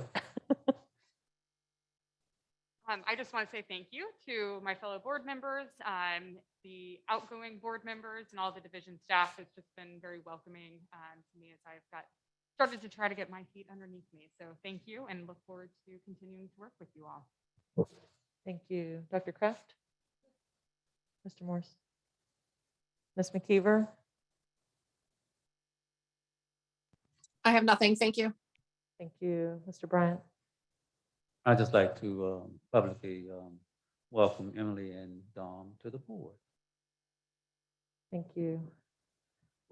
Bryce Morseberger? I just have a quick comment. I thought of it after the presentation, but I just wanted to say that I hear all the emails I'm reading all the emails that are coming in about us staying in person and keeping schools open. And I just want parents to know that we're hearing them. And I also want to add that during the height of the pandemic right now, with the biggest surge that we've seen, that it is reasonable for us to approach the situation more thoughtfully. We're hindered by, in my opinion, this 5 days a week law. Virtual is not perfect, but going back at the height of a surge is not going to be perfect either. And to me, this law that's requiring us to offer 5 days no matter what is going on it feels like it's saying to me it's okay for us to have some cases, that if there's an acceptable number, and I highly disagree with that. And it's not something we can control. Our hands are tied, but it is worth noting that we don't operate in a vacuum or a bubble. Our health system locally, I believe a couple of days ago, was stretched pretty thin with ICU beds. That situation may have changed recently, but we also deal with a population of children who can't be vaccinated, that are 5 and under, and our preschool children, and those on our staff who have underlying conditions as well as children. And so we don't operate in a bubble. And so what's happening with the hospitals, that all needs to be taken into consideration. And if we're to the point where we can only pause when we are unable to stay open, we've significantly hindered ourselves from being able to bounce back from this current surge. And I think that's it. Thank you. Ms. Forsberger, thank you for those comments. I always appreciate your thoughtfulness and what you bring often with your comments. And I too did want to, and I neglected to indicate that there was some newsletter and some update from Centera and Centera as a whole. So not just Centera Charlottesville, but there is a significant concern as far as COVID cases, ICU beds. And again, that's the entire Centera.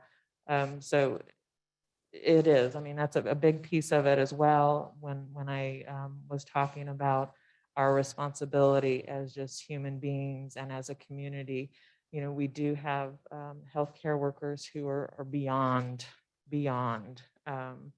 taxed and suicides of healthcare workers who just cannot do this anymore. And so we don't want to be part of increasing numbers of hospitalizations. And this is a really tough thing to balance. And I appreciate everybody's concerns and conversation points around this.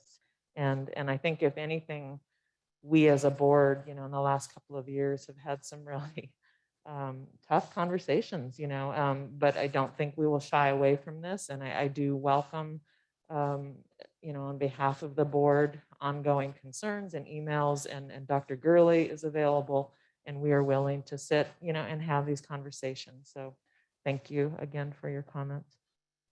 And now we will move to superintendent comments. And most of the things that I wanted to say have been said, but I just wanted to thank Ms. Johnson, Bianca Johnson, and just the work that she's been doing and the partnerships that she's fostered with the community. I've been very appreciative of those things, and I know that our community, we are better because of those things. I also wanted to just publicly thank, I've just recently met Ms. Sherry Eubanks over at Transportation. And she is just institutional knowledge, just so smart. And so I just am very appreciative of the things she's been doing, getting on the roads. I get a lot of phone calls. I don't get a lot of love in my email box. But in my email box, though, I'm very appreciative of, just her and the things that she's been doing in terms of getting on the roads. There are a lot of utility lines that are not associated with the city, but we have CenturyLink and Verizon lines and just all these little utility lines, and just that pose such a risk for our buses on our narrow roads. And so I'm appreciative of her, and I'm appreciative just of our comments and feedback from our teachers. We are listening, and I know our board members are listening, and that all of these things, we will be better together. And just lastly, well, two things, I'm sorry. And our testing programs, just continue to encourage our parents to participate in our testing programs. And there's some equity issues there too, when you look at who's participating. And so we really have to figure out what's the antecedent and what's causing some people to say, no, I'm not going to do it, and then others to say I am. So we've been having some critical conversations with that. And then lastly, I've been searching in the internet. Ms. Thacker and I've been looking, and finally, right before the board meeting, it shows up that starting January the 8th to the 14th, it is Principals Appreciation Week. And I know that people are saying, well, why are the 12-month people coming in? They've been working so hard behind the scenes. Our principals and assistant principals have been working really hard. And I had Ms. Thompson, Summerlin Thompson, email me while we were sitting here, just the work that they put into the plan, and they're going to get some feedback from teachers. So Principals Appreciation Week is January the 8th to the 14th, 2022. And we appreciate them all. We love you all, teachers and principals. Thank you. Thank you. Work session wrap up.